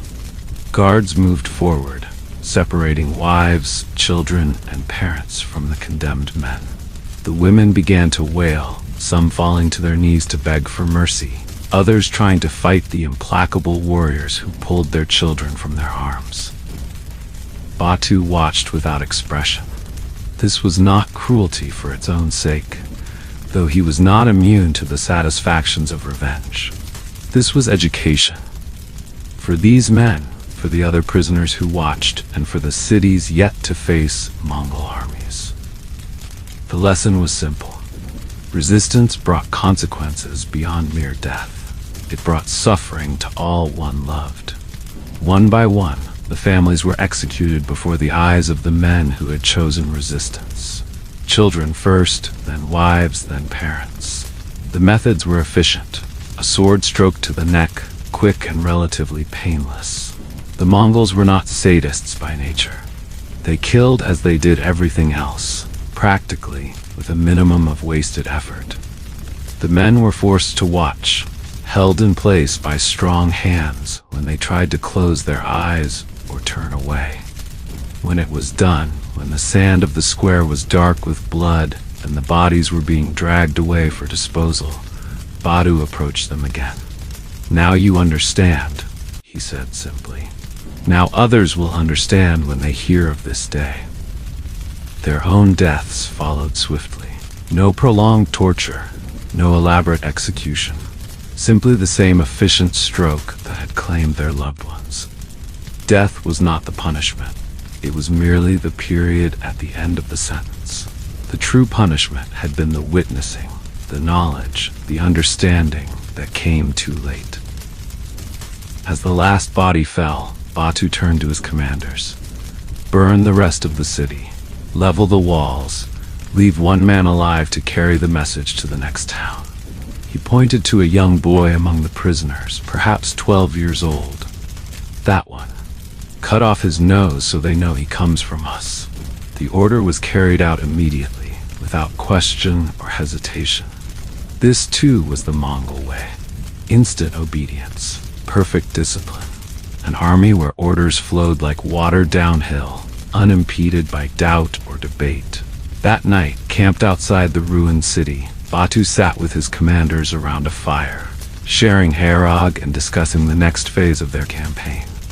The destruction behind them was already forgotten. Simply one more step in the endless expansion of Mongol power. The next city will surrender, Subede predicted, gnawing on a piece of dried horse meat. They will have heard what happened here before our scouts even reached their walls. Batu nodded. This was the true purpose of the slaughter, not vengeance or plunder, but efficient conquest. Each city that surrendered without a fight saved Mongol lives and resources. Each example made of a resistant population made the next conquest easier. And those that do not surrender? Asked a younger officer, recently promoted after showing exceptional skill during the siege. Batu's expression didn't change. Then we will make another example. He took a long drink of harag, feeling the familiar warmth spread through his belly. Until they learn, or until none remain to teach. Around the fire, the commanders nodded in understanding. They were not troubled by the deaths they had ordered or the suffering they had inflicted. In the harsh world of the steppe, such calculations were not only necessary, but virtuous. The strong survived by being strong. The weak perished by being weak. The natural order was maintained. As the fire burned low and the commanders retired to their gurs, Batu remained, staring into the embers. He was not a reflective man by nature. Action, not contemplation, was the Mongol way. But occasionally, in quiet moments like this, he considered the great wheel of fate that had brought the people of the steppe from obscurity to mastery of half the world. His grandfather, the great Genghis, had started with nothing, an abandoned boy expected to die, a leader of a tiny, fragmented tribe. Through will, vision, and uncompromising brutality, he had united the warring peoples of Mongolia and turned them outward against a world unprepared for what they had become. Now Batu himself led the western expansion of that vision, commanding the golden horde that would carry Mongol power into Europe itself. Behind him stretched an empire larger than any in history, administered by a system of absolute control tempered only by practical concessions to reality. Was there glory in this? Batu did not think in such terms. There was success or failure, victory or defeat, life or death. The complicated moral calculus of settled peoples, with their priests and philosophers, their endless debates about right and wrong, these were luxuries the steppe did not afford. The Mongol code was simpler. Strength deserved to prevail. Weakness deserved to perish. All else was details. Tomorrow they would move on, leaving behind a ruined city as testament to their passage. Ahead lay more cities, more battles, more conquered peoples to be sorted into the useful and the expendable. The great wheel would continue to turn, crushing some beneath it, raising others to undreamed heights. And Batu Khan, grandson of Genghis, commander of the Golden Horde, would be the hand that guided that wheel, not because he was more deserving or more righteous than those he conquered, but simply because he was Mongol, a child of the steppe, raised in the hardest school the world had ever known. In that knowledge, he found all the justification he needed for the blood on his hands and the ashes in his wake. Monkey had never felt more alive than when riding at full gallop across the open steppe, the wind tearing at his deal, his horse moving beneath him like an extension of his own body. This was freedom as only a Mongol could know it. Not the absence of constraints, but the perfect harmony of man, beast, and landscape, moving as one under the eternal blue sky. Today's ride was not for pleasure, but for necessity. As part of Batu Khan's Tumen, a unit of 10,000 warriors, Monkey served as a scout, ranging far ahead of the main force to gather intelligence about terrain, settlements, and potential resistance. It was dangerous work, but for a young warrior seeking to distinguish himself, it offered opportunities that service in the main body did not. His current mission was to assess a river crossing 20 miles ahead of the army's position. The Golden Horde's westward advance had been swift, but rivers always presented challenges, especially for an army traveling with tens of thousands of horses, countless carts of supplies, and herds of sheep and goats for food. Monkey rode with 3 companions, each as comfortable in the saddle as he was. They spread out across the rolling grassland, maintaining visual contact, but covering more ground than they could have riding together. Each man managed a string of 4 horses, changing mounts every few hours to maintain their remarkable pace without exhausting any single animal. The horses themselves were unlike the larger, heavier breeds favored by their enemies in the West. Mongol horses were small and wiry, standing no more than 13 hands high, with tremendous endurance and the ability to survive by grazing alone, without the grain that Western war horses required.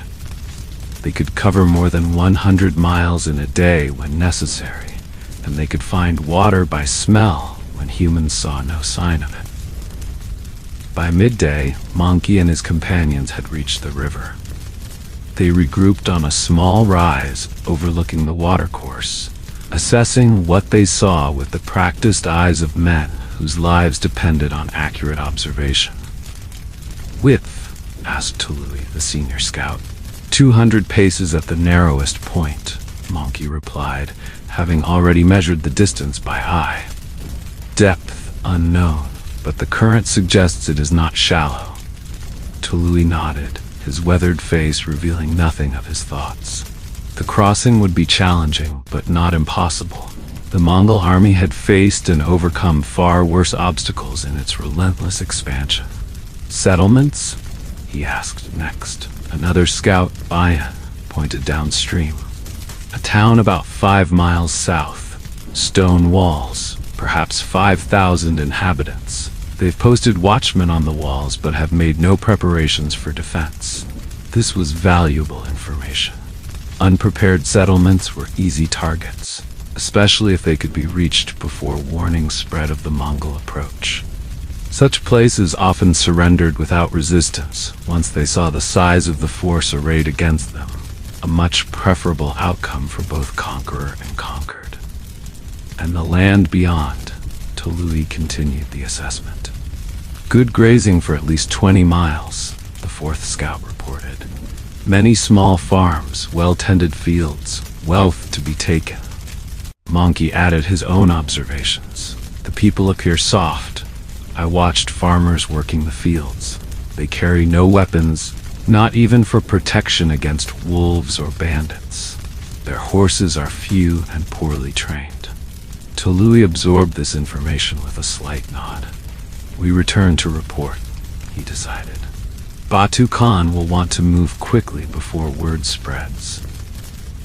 As they prepared to ride back, performing the ritual check of saddle, bridle, and weapons that preceded any Mongol journey, Monkey found himself contemplating the people they had observed. How strange they seemed to him, these settled farmers, with their permanent homes and fields they would never leave. They knew nothing of the freedom of the steppe, the bond between a warrior and his horses, the unity of a people who lived and died by the same ancient code. The Mongol word for such people, Irgun, meant not only subject people, but carried connotations of weakness, of being earthbound, rooted like plants rather than free like wolves. To Monkey, as to all his kind, there was no greater misfortune than to be born as Irgun rather than as Mongol. They mounted and began the journey back to the main army, riding as always at a pace that would have exhausted Western horses in an hour. Monkey's current mount, a dappled gray mare he called Moon Shadow, had already carried him 30 miles that day, yet she ran with her head high, responding to the slightest pressure of his knees with immediate obedience. The relationship between Mongol warriors and their horses went beyond the utilitarian bond that other peoples maintained with their animals. From their earliest memories, Mongols spent more time with horses than with other humans. They learned to read equine body language before they learned to speak. They drank mare's milk, wore horse hide, used horsehair for rope, crafted tools from horse bone, and burned dried horse dung for fuel when wood was scarce. Most significantly, they saw in horses a reflection of their own ideal nature, strong yet adaptable, capable of tremendous bursts of speed and incredible feats of endurance, able to survive on the sparse resources of the steppe where other beasts would starve. A Mongol without a horse was not merely unmounted, he was diminished, incomplete, vulnerable, in a way that struck at the very core of his identity.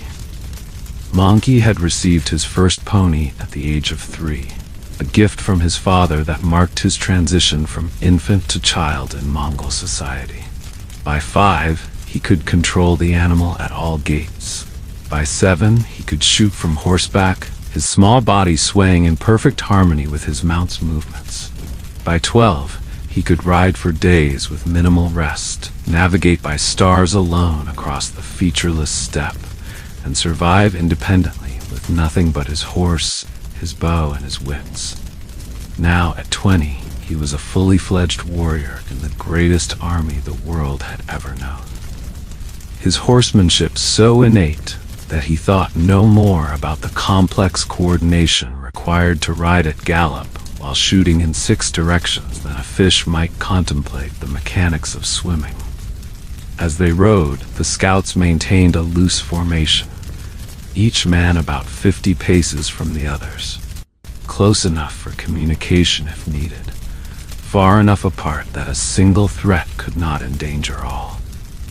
This spacing was second nature, as instinctive as the way they continuously scanned the horizon while talking, never allowing conversation to distract from vigilance.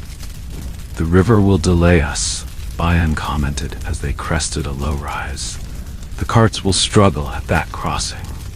Tolui grunted agreement. 2 days, perhaps 3, enough time for word to spread if we're not careful. The carts were a necessary evil in Mongol campaigns, slower than horsemen, but essential for transporting the disassembled siege engines, extra bowstrings kept dry in sealed containers, arrow supplies beyond what warriors carried personally, and the various specialized equipment needed for assaulting walled cities.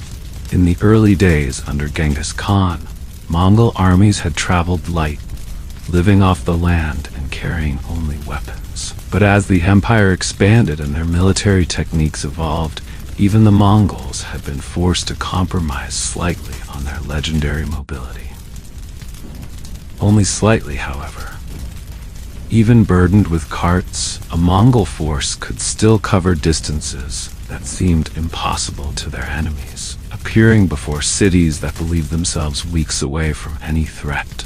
This combination of strategic mobility and tactical flexibility was one of the key advantages that had allowed a relatively small population from the remote Mongolian plateau to conquer half the known world in less than a century. As they approached the army's position, marked by the dust cloud that hung perpetually over such a massive concentration of men and animals, Monkey reflected on his place in this great enterprise. He was but one warrior among tens of thousands, yet he felt the pride of belonging, of being part of something that transcended individual glory or achievement. The Mongols had a concept for this. Keshik, meaning not just duty or service, but a profound loyalty that bound warrior to leader, man to clan, people to nation. It was this, more than fear of punishment or hope of reward, that had transformed quarrelsome nomadic tribes into the most effective military force in history. At the army's forward camp, they dismounted and led their horses to the designated area where the animals could be watered, fed, and checked by the specialized horse doctors who accompanied every Mongol force. No matter how urgent their report, proper care for horses always came first. Another aspect of Mongol pragmatism that outsiders often failed to understand. Only when the horses were settled did the scouts proceed to Batu Khan's commandgar, a structure larger than ordinary dwellings but still modest by the standards of foreign rulers. Inside, Batu sat not on a throne, but on a simple platform covered with furs surrounded by his chief officers. Tolui delivered their report concisely, focusing on the information most relevant to military planning. The river's characteristics, the nearby settlement's defenses, the quality of grazing land beyond. Batu listened without interruption, his impassive face revealing nothing of his thoughts. When the report concluded, the Khan turned to his generals. "We move at dawn," he decided. "The river crossing begins immediately upon arrival. I want the vanguard across before the town realizes our strength." One of the generals, an older warrior with a face scarred from decades of warfare, spoke up. "The carts will slow us, my lord." "The carts follow later," Batu replied. "Warriors and war horses cross first. We take the town before sunset tomorrow." No further discussion was needed. The order would be disseminated throughout the vast camp with remarkable speed, transmitted through the decimal hierarchy that organized all Mongol forces, from the Arban, unit of 10, to the Jagun, 100, to the Minghan, 1,000, to the Tumen, 10,000. By nightfall, every warrior would know exactly what was expected of him when dawn broke. This efficiency of command was yet another advantage the Mongols held over their enemies, whose feudal forces often required days of debate among egotistical nobles before any decision could be reached. In the Mongol army, authority flowed from a single source, unquestioned and unimpeded. Dismissed from the command tent, Mongol returned to his unit's section of the camp. Like all Mongol encampments, it was arranged in a precise pattern that replicated their social structure. Higher-ranking officers had larger gurs positioned toward the north, the most honored direction, while common warriors shared smaller dwellings arranged in concentric circles according to their units. Mongol shared a small gur with 5 other scouts from his jagan. As he entered, he found 2 of them preparing the evening meal, a simple affair of dried horse meat reconstituted in hot water with wild onions and millet. The others were performing routine maintenance on weapons and equipment, the constant work required to keep everything in perfect condition. "River crossing tomorrow," Mongol announced, settling cross-legged on his sleeping furs. "Dawn departure, town beyond unprepared." His companions nodded, absorbing this information without breaking rhythm in their tasks. No excessive questions, no complaints about the short rest before another early start. Such was the Mongol way. Accept orders, execute them perfectly, conserve energy for the tasks that mattered. As they ate, conversation was minimal and practical. One man mentioned that his second horse had developed a slight limp. Another offered advice on treatment. Someone commented on the quality of grass in the region and how it was affecting the horse's stamina. A veteran scout shared his observations of similar river crossings in previous campaigns, information that might prove valuable tomorrow. There was no discussion of home or family, no expressions of doubt about their mission, no questioning of the hardships they endured. Such topics were not forbidden, merely irrelevant to the present circumstances. A Mongol warrior's focus remained always on the immediate challenges of survival and victory. After the meal, they prepared for sleep with the same efficiency that characterized all their activities. Weapons were positioned for instant access, boots placed for quick donning, deals arranged to serve as both blanket and ready clothing. Even in sleep, a Mongol remained prepared for immediate action. As Mongol lay on his sleeping furs, listening to the night sounds of the vast camp, horses nickering softly, sentries calling to each other, the low murmur of 10,000 conversations in hundreds of jurs, he contemplated the endless sky visible through the smoke hole above.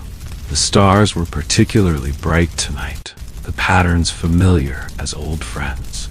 According to the shamans, the stars were holes in the veil of night, allowing glimpses of the eternal fire that burned beyond. The everlasting blue sky, Mongke Koko Tengri, watched over all Mongols, having chosen them as its earthly instruments. Their conquests were not merely military victories, but the fulfillment of a cosmic mandate, the sky's will made manifest through Mongol arms. Mongol did not question this belief. Like all Mongols, he accepted the presence of spirits in all things: mountains, rivers, the hearth fire, the felt walls of the jur. His people's traditional beliefs had been complicated somewhat by the empire's expansion, which had brought them into contact with Buddhism, Islam, Christianity, and other organized religions.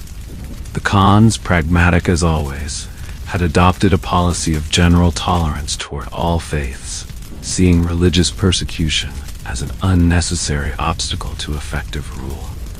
But beneath this official tolerance, Most Mongol warriors like Mongol maintained their ancestral connections to Tengri, to the Earth Mother Edagan, to the spirits of their ancestors who watched over them in battle. They made offerings before river crossings, performed rituals before major engagements, and carried small tokens of spiritual protection alongside their more practical weapons. Tomorrow they would cross another river, take another town, extend the empire's reach a few more miles westward. Some would die, though fewer than among their enemies, who lacked the Mongols' discipline and tactical superiority. Most would survive to continue the great expansion that had begun under Genghis Khan and showed no sign of reaching its limit. And Mongol would ride with them, his body moving in perfect harmony with his horse, his arrows finding their marks with uncanny precision, his mind focused on victory with the single-minded determination that defined his people.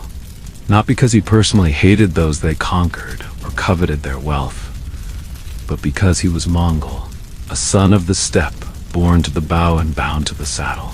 It was who he was. It was all he knew. And under the eternal blue sky, it was enough. The arrow struck with perfect precision, entering just below the left shoulder blade and driving deep into the heart. The Russian boyar toppled from his horse without a sound, dead before he hit the frozen ground. Chagatai lowered his bow and surveyed the battlefield with cold satisfaction. The engagement had been brief but decisive.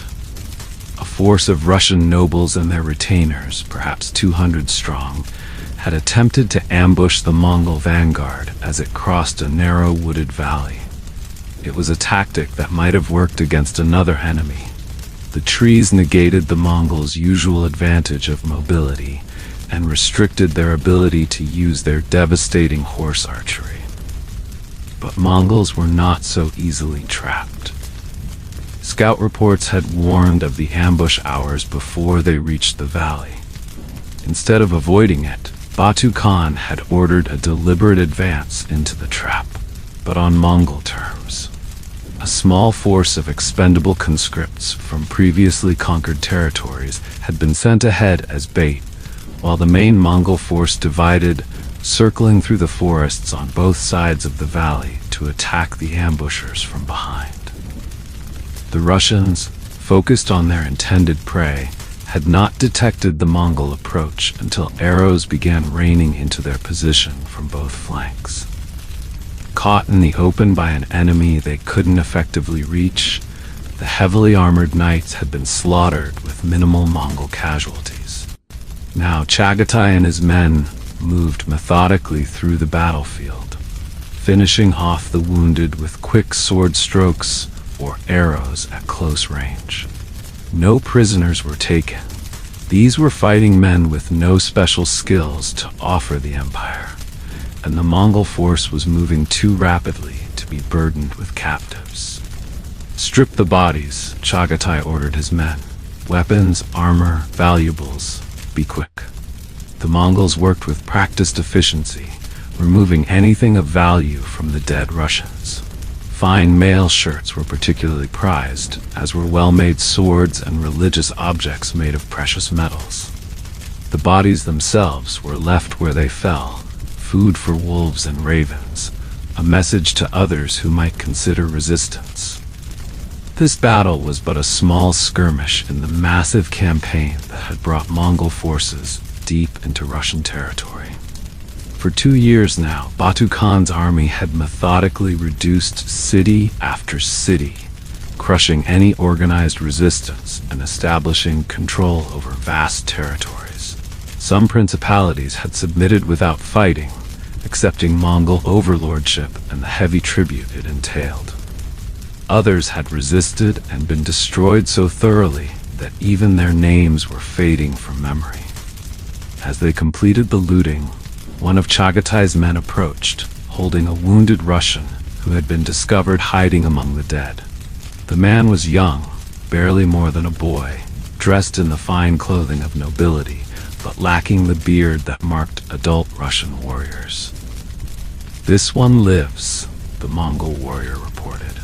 Son of a chief by his dress. Chagatai studied the captive with mild interest. The young Russian's left arm hung uselessly, shattered by an arrow, but he stood straight, meeting the Mongol commander's gaze without flinching. There was fear in his eyes, certainly, but also defiance. The look of someone prepared to die, but determined to do so with dignity.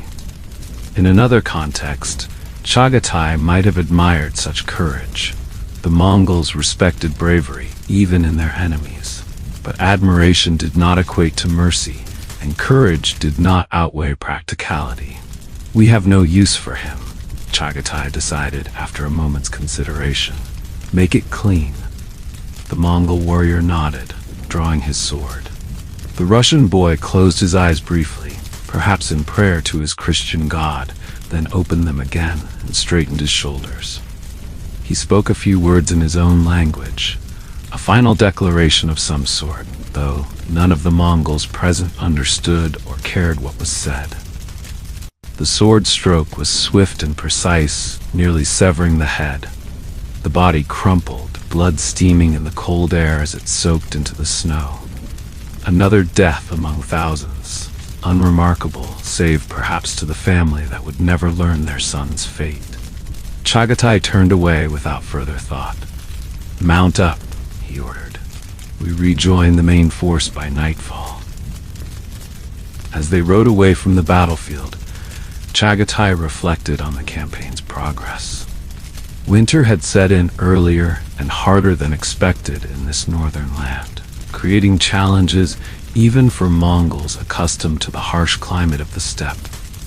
Rivers that should have been frozen solid enough to bear the army's weight had weakened under unseasonable rain, causing losses of men and equipment. Game had become scarcer as they advanced, forcing greater reliance on their diminishing supplies. Yet these were merely obstacles to be overcome, not reasons to halt the advance. Batu Khan had made it clear that the campaign would continue regardless of weather, losses, or distance from their homeland. The Mongol Empire expanded because expansion was its nature, a force as inexorable as the changing seasons, as unstoppable as the tide. By dusk, they had rejoined the main army, delivering their report on the skirmish and presenting the captured weapons and valuables for distribution according to the strict Mongol hierarchy. Most items would go to the common pool, to be allocated based on rank and contribution.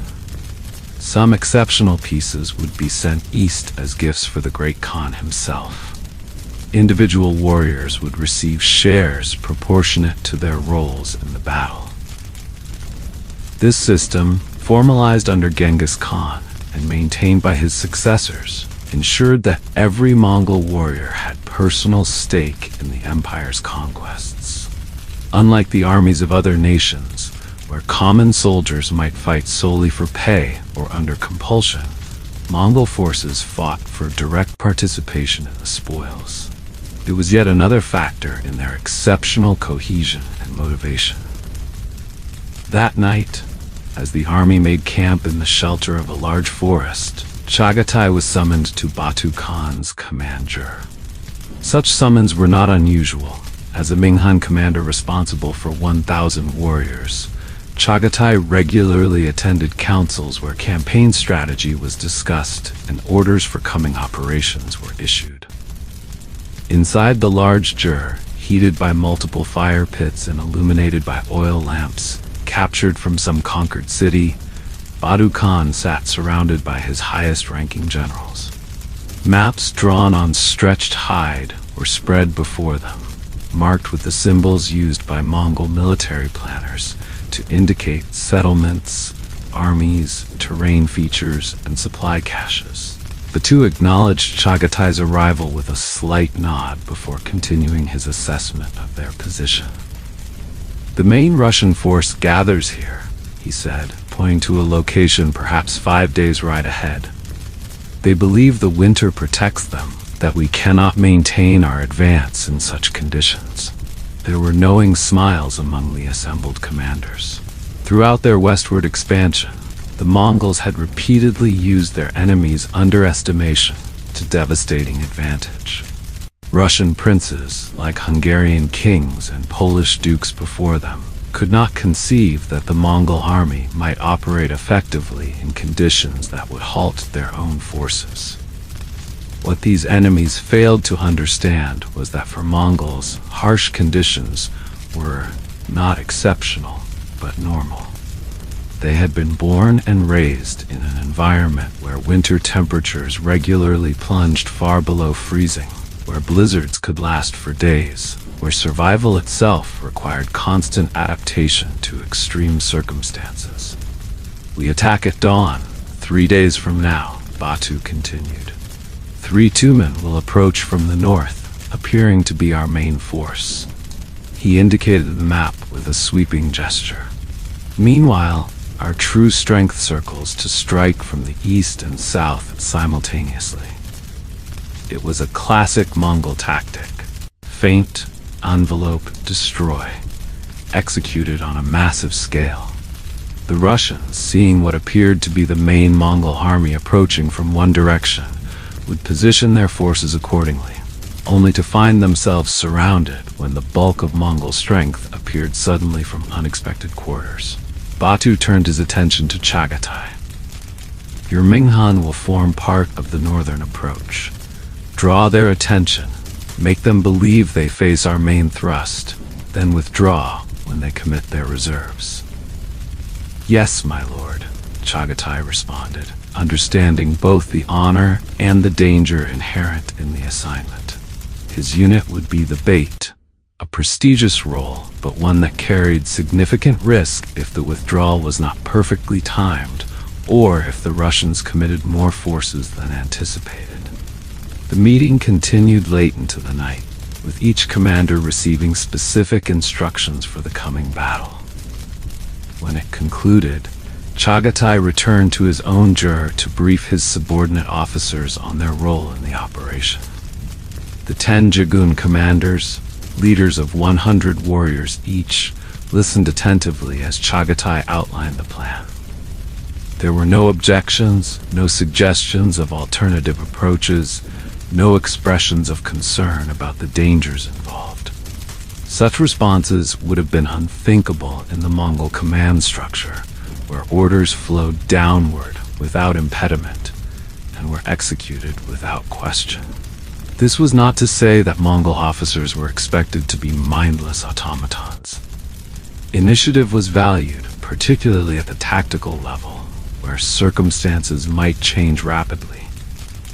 A Jagun commander was expected to adapt to battlefield conditions, to exploit unexpected opportunities, to modify his approach when necessary to achieve the assigned objective. But the objective itself, and the overall strategy of which it formed a part, was not subject to debate. This balance, rigid hierarchy combined with tactical flexibility, was yet another factor in the Mongols' military superiority.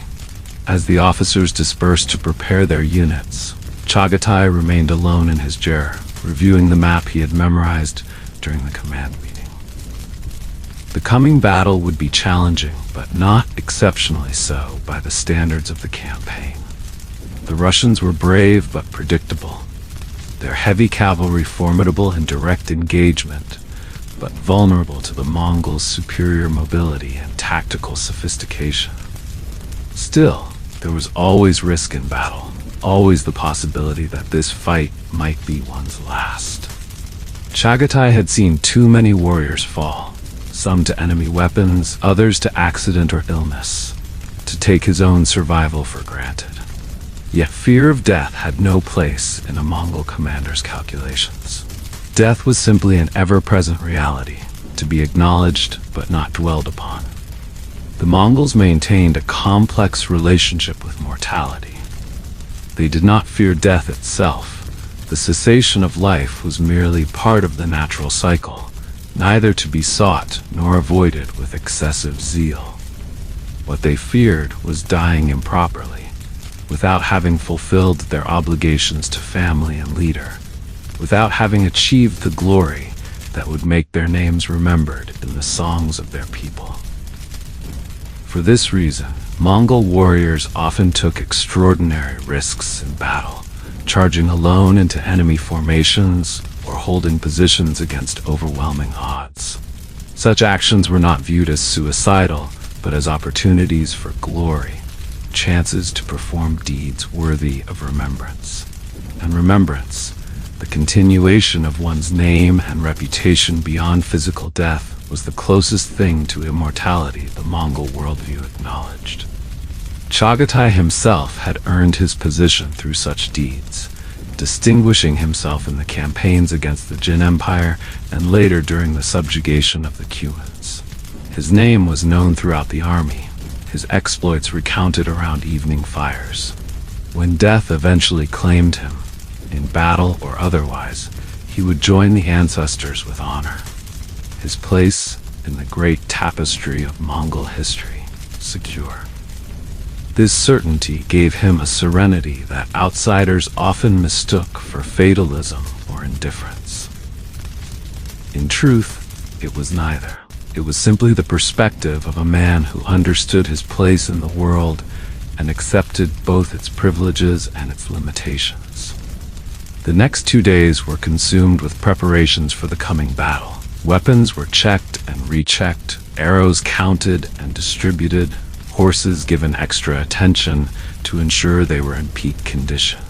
The Jagan commanders drilled their men on the specific maneuvers they would execute, particularly the feigned retreat that would draw the Russians into the Mongol trap.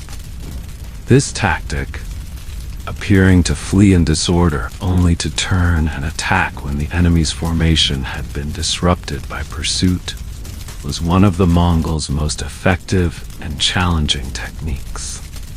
It required extraordinary discipline and horsemanship, as warriors had to maintain precise spacing even while seeming to run in panic, then wheel and counterattack in perfect coordination at the designated signal.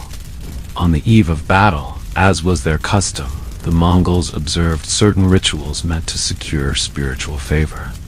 Batu Khan himself, accompanied by shamans, performed a ceremony invoking the protection of Tengri and the spirits of ancestors.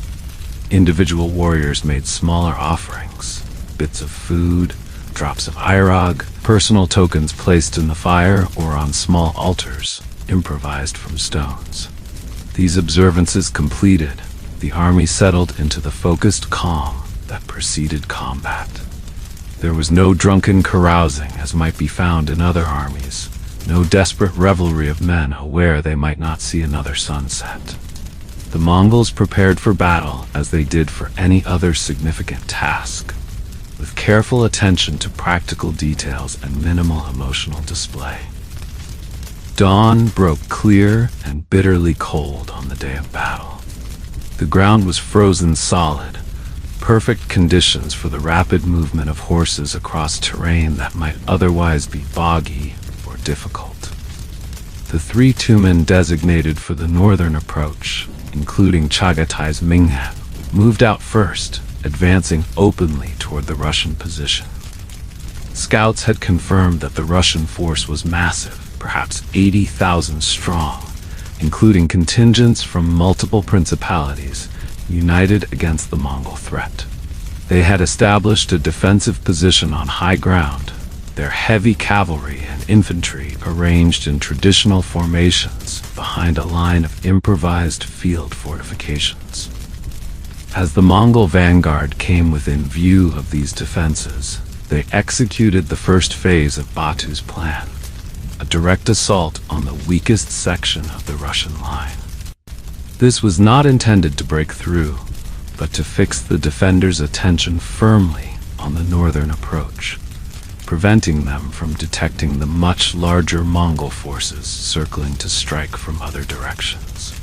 Chagatai's Minghan formed part of this initial assault, galloping forward in a seemingly disordered mass that was, in fact, precisely organized.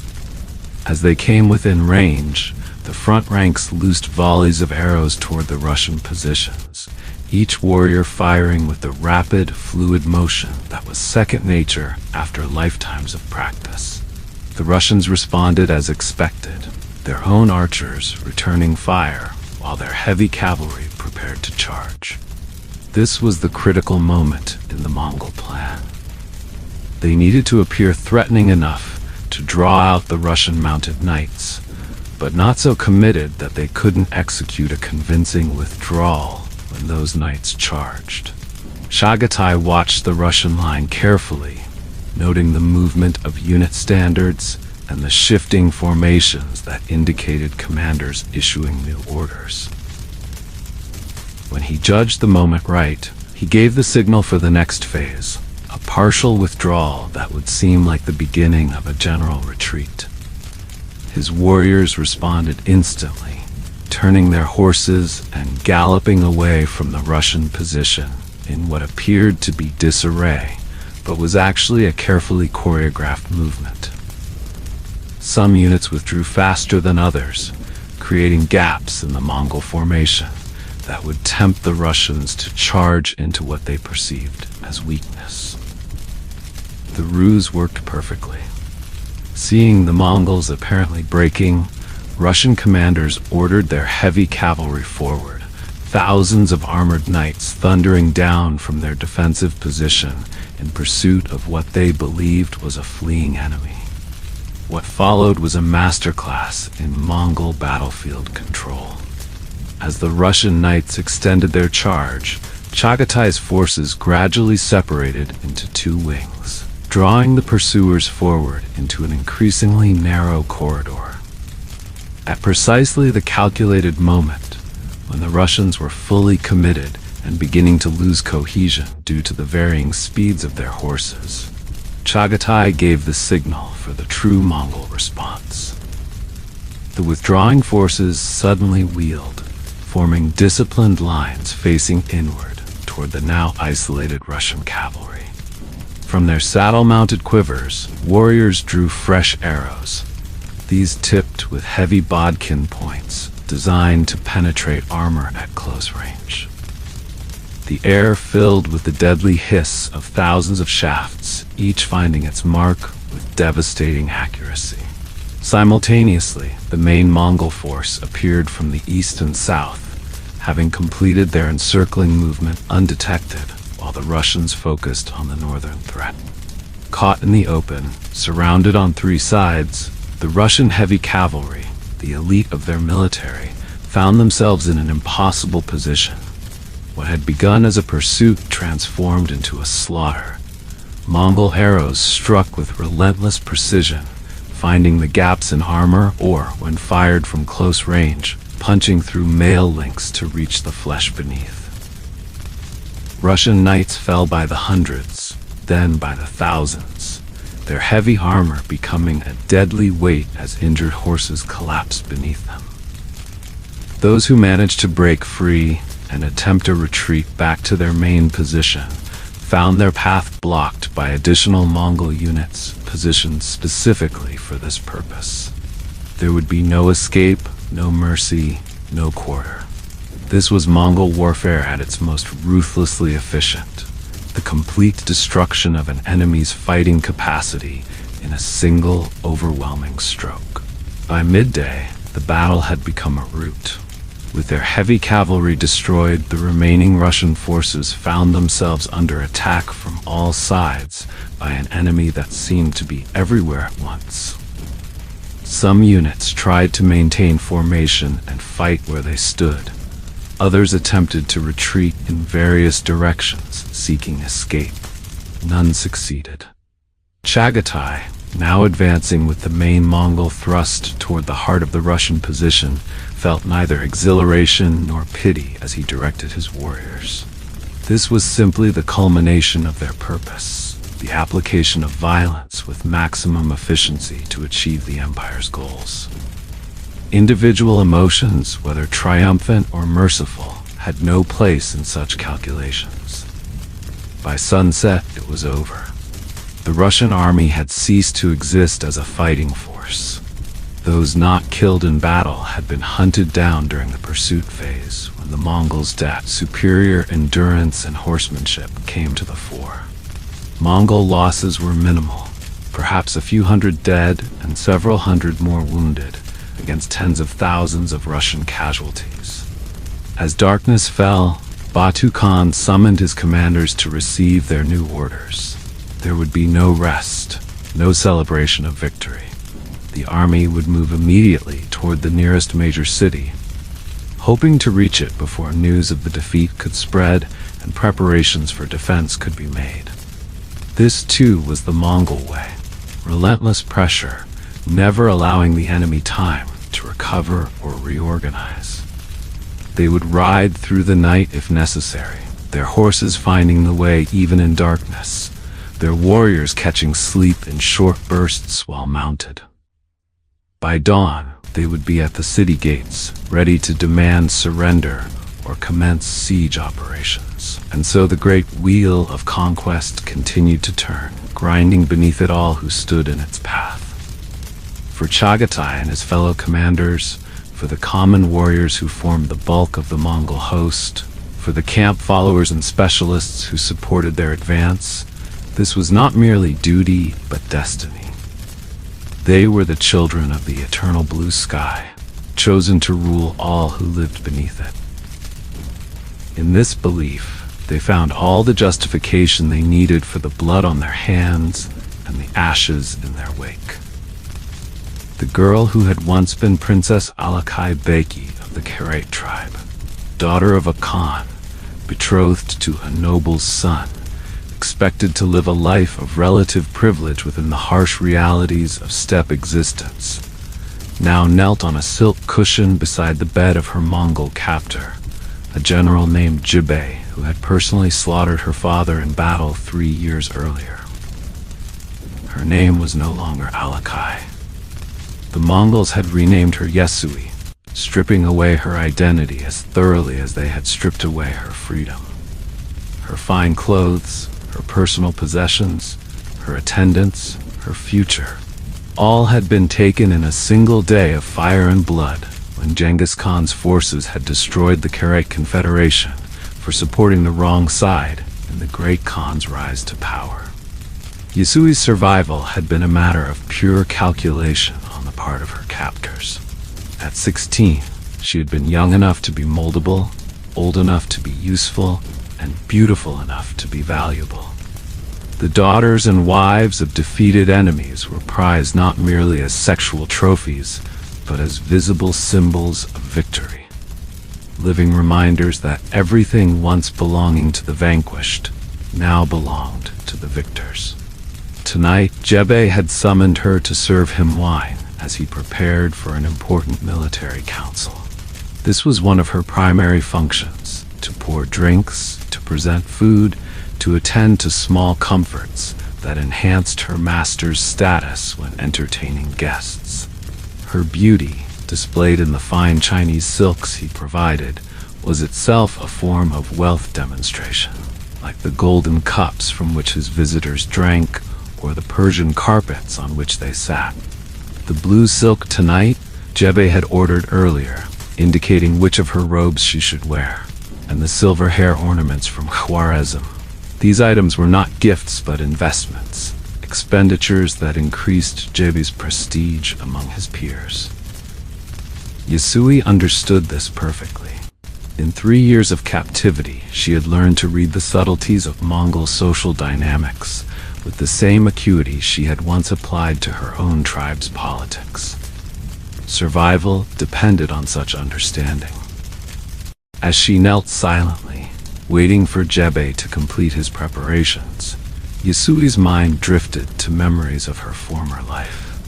The Karait had been a powerful confederation, nominally Christian but maintaining many traditional shamanistic practices. Her father, Togrul Khan, had once been an ally of Temujin, later Genghis Khan, before changing allegiance during the complex power struggles that preceded Mongol unification. That decision had doomed their people. Yesui had been present at the final battle, watching from a distance as her father's forces were systematically destroyed by the superior tactics and discipline of the Mongol army. She had seen the aftermath, the methodical slaughter of captured warriors, the distribution of women and children as slaves, the dismantling of an entire society in a matter of hours. Her own capture had come as she fled with a small group of household guards, trying to reach the mountains where they might have found refuge. Mongol-like cavalry had intercepted them easily, killing the guards and surrounding the royal women. Yesui had expected immediate death or immediate rape. Instead, they had been bound, placed in carts, and transported to the Mongol encampment for evaluation and distribution. The selection process had been coldly efficient. Older women were assigned to general labor, cooking, tanning hides, processing wool for felt. Young women with specific skills, weaving, embroidery, music, were identified and grouped accordingly. The most beautiful, regardless of skill, were separated for presentation to high-ranking officers and nobles. Yesui, as a Khan's daughter, had received special attention. Her lineage made her a particularly valuable prize, a fact that had probably saved her from the mass rapes that befell many female captives. Instead, she had been cleaned, dressed in her own confiscated finery, and presented directly to Jebi, one of Genghis Khan's most trusted generals, as a reward for his role in the victory. That first night remained burned into her memory, not for any particular cruelty on Jebi's part, but for the matter-of-fact way he had claimed her body, as if taking possession of a fine horse or weapon. There had been no violence beyond the inherent violence of the situation itself. No gratuitous humiliation, no sadistic pleasure in her fear. Just the simple exercise of a right won through conquest. "You belong to me now," he had told her afterward, speaking her language with surprising fluency. "Serve well, and your life will not be unpleasant. Cause trouble, and you will join the common slaves who warm the beds of ordinary warriors when not cooking or hauling water." It had been the first and only time he had explained her position. After that, expectations were communicated through orders, rewards, and punishments, the same system by which Mongols trained horses or hunting falcons. Good service earned better food, occasional gifts reduced labor. Mistakes earned verbal correction. Defiance earned physical discipline, administered not by Jebe himself but by older female slaves tasked with managing the household. Yesui had adapted quickly, her natural intelligence and the diplomatic skills learned as a princess serving her well in captivity. She learned Mongolian, studied Mongol customs, identified the invisible hierarchies that governed the relationship between Jebe's various wives, concubines, and slaves. She found ways to make herself valuable beyond her beauty, managing household accounts, mediating disputes among the women, entertaining important guests with her knowledge of poetry and music. Yesui. Jebe's voice pulled her from her thoughts. He stood before her now, dressed in his finest deal, a long coat of blue silk embroidered with gold thread, cinched at the waist with a belt decorated with jade plaques. His hair was arranged in the traditional Mongol style, shaved in front with the remainder pulled back into braids. At 40, he remained an imposing figure, broad-shouldered, scarred from countless battles, his face weathered by decades of exposure to the steppe's harsh elements. "The guests arrive soon," he said, adjusting one of the ceremonial daggers at his belt. "You will serve the special arag, the fermented mare's milk reserved for honored warriors, only when I give the signal, not before." "Yes, master," Yesui responded, lowering her eyes in the gesture of submission expected of her. The title no longer caught in her throat as it once had. Time and necessity had worn away such resistances. She rose gracefully and moved to prepare the serving area, arranging the silver cups and the leather flask containing the hairog on a low table. The special brew was more potent than ordinary fermented mare's milk, enhanced with herbs and honey, reserved for significant occasions. That Jebe would serve it tonight indicated the importance of the coming council. From snippets of conversation overheard in recent days, Yesui had pieced together that a major campaign was being planned, something involving crossing great mountains to the south. If true, it would mean another relocation for Jebe's household, another uprooting, just as they had established some stability in their current encampment. Such was life as Mongol property. You moved when they moved, following the rhythms of conquest rather than the natural patterns of seasons that had governed traditional steppe existence. The old nomadic migrations had at least been predictable, following the same routes year after year. Under Mongol imperial expansion, one might be transported thousands of miles with little notice, from grasslands to deserts to mountain valleys, according to military necessity. The guests began arriving shortly after sunset. 5 of Jebe's fellow generals, each a commander of a Tumen, 10,000 warriors, in Genghis Khan's rapidly expanding army. They entered the large jur one by one, following the strict protocol of Mongol formal gatherings.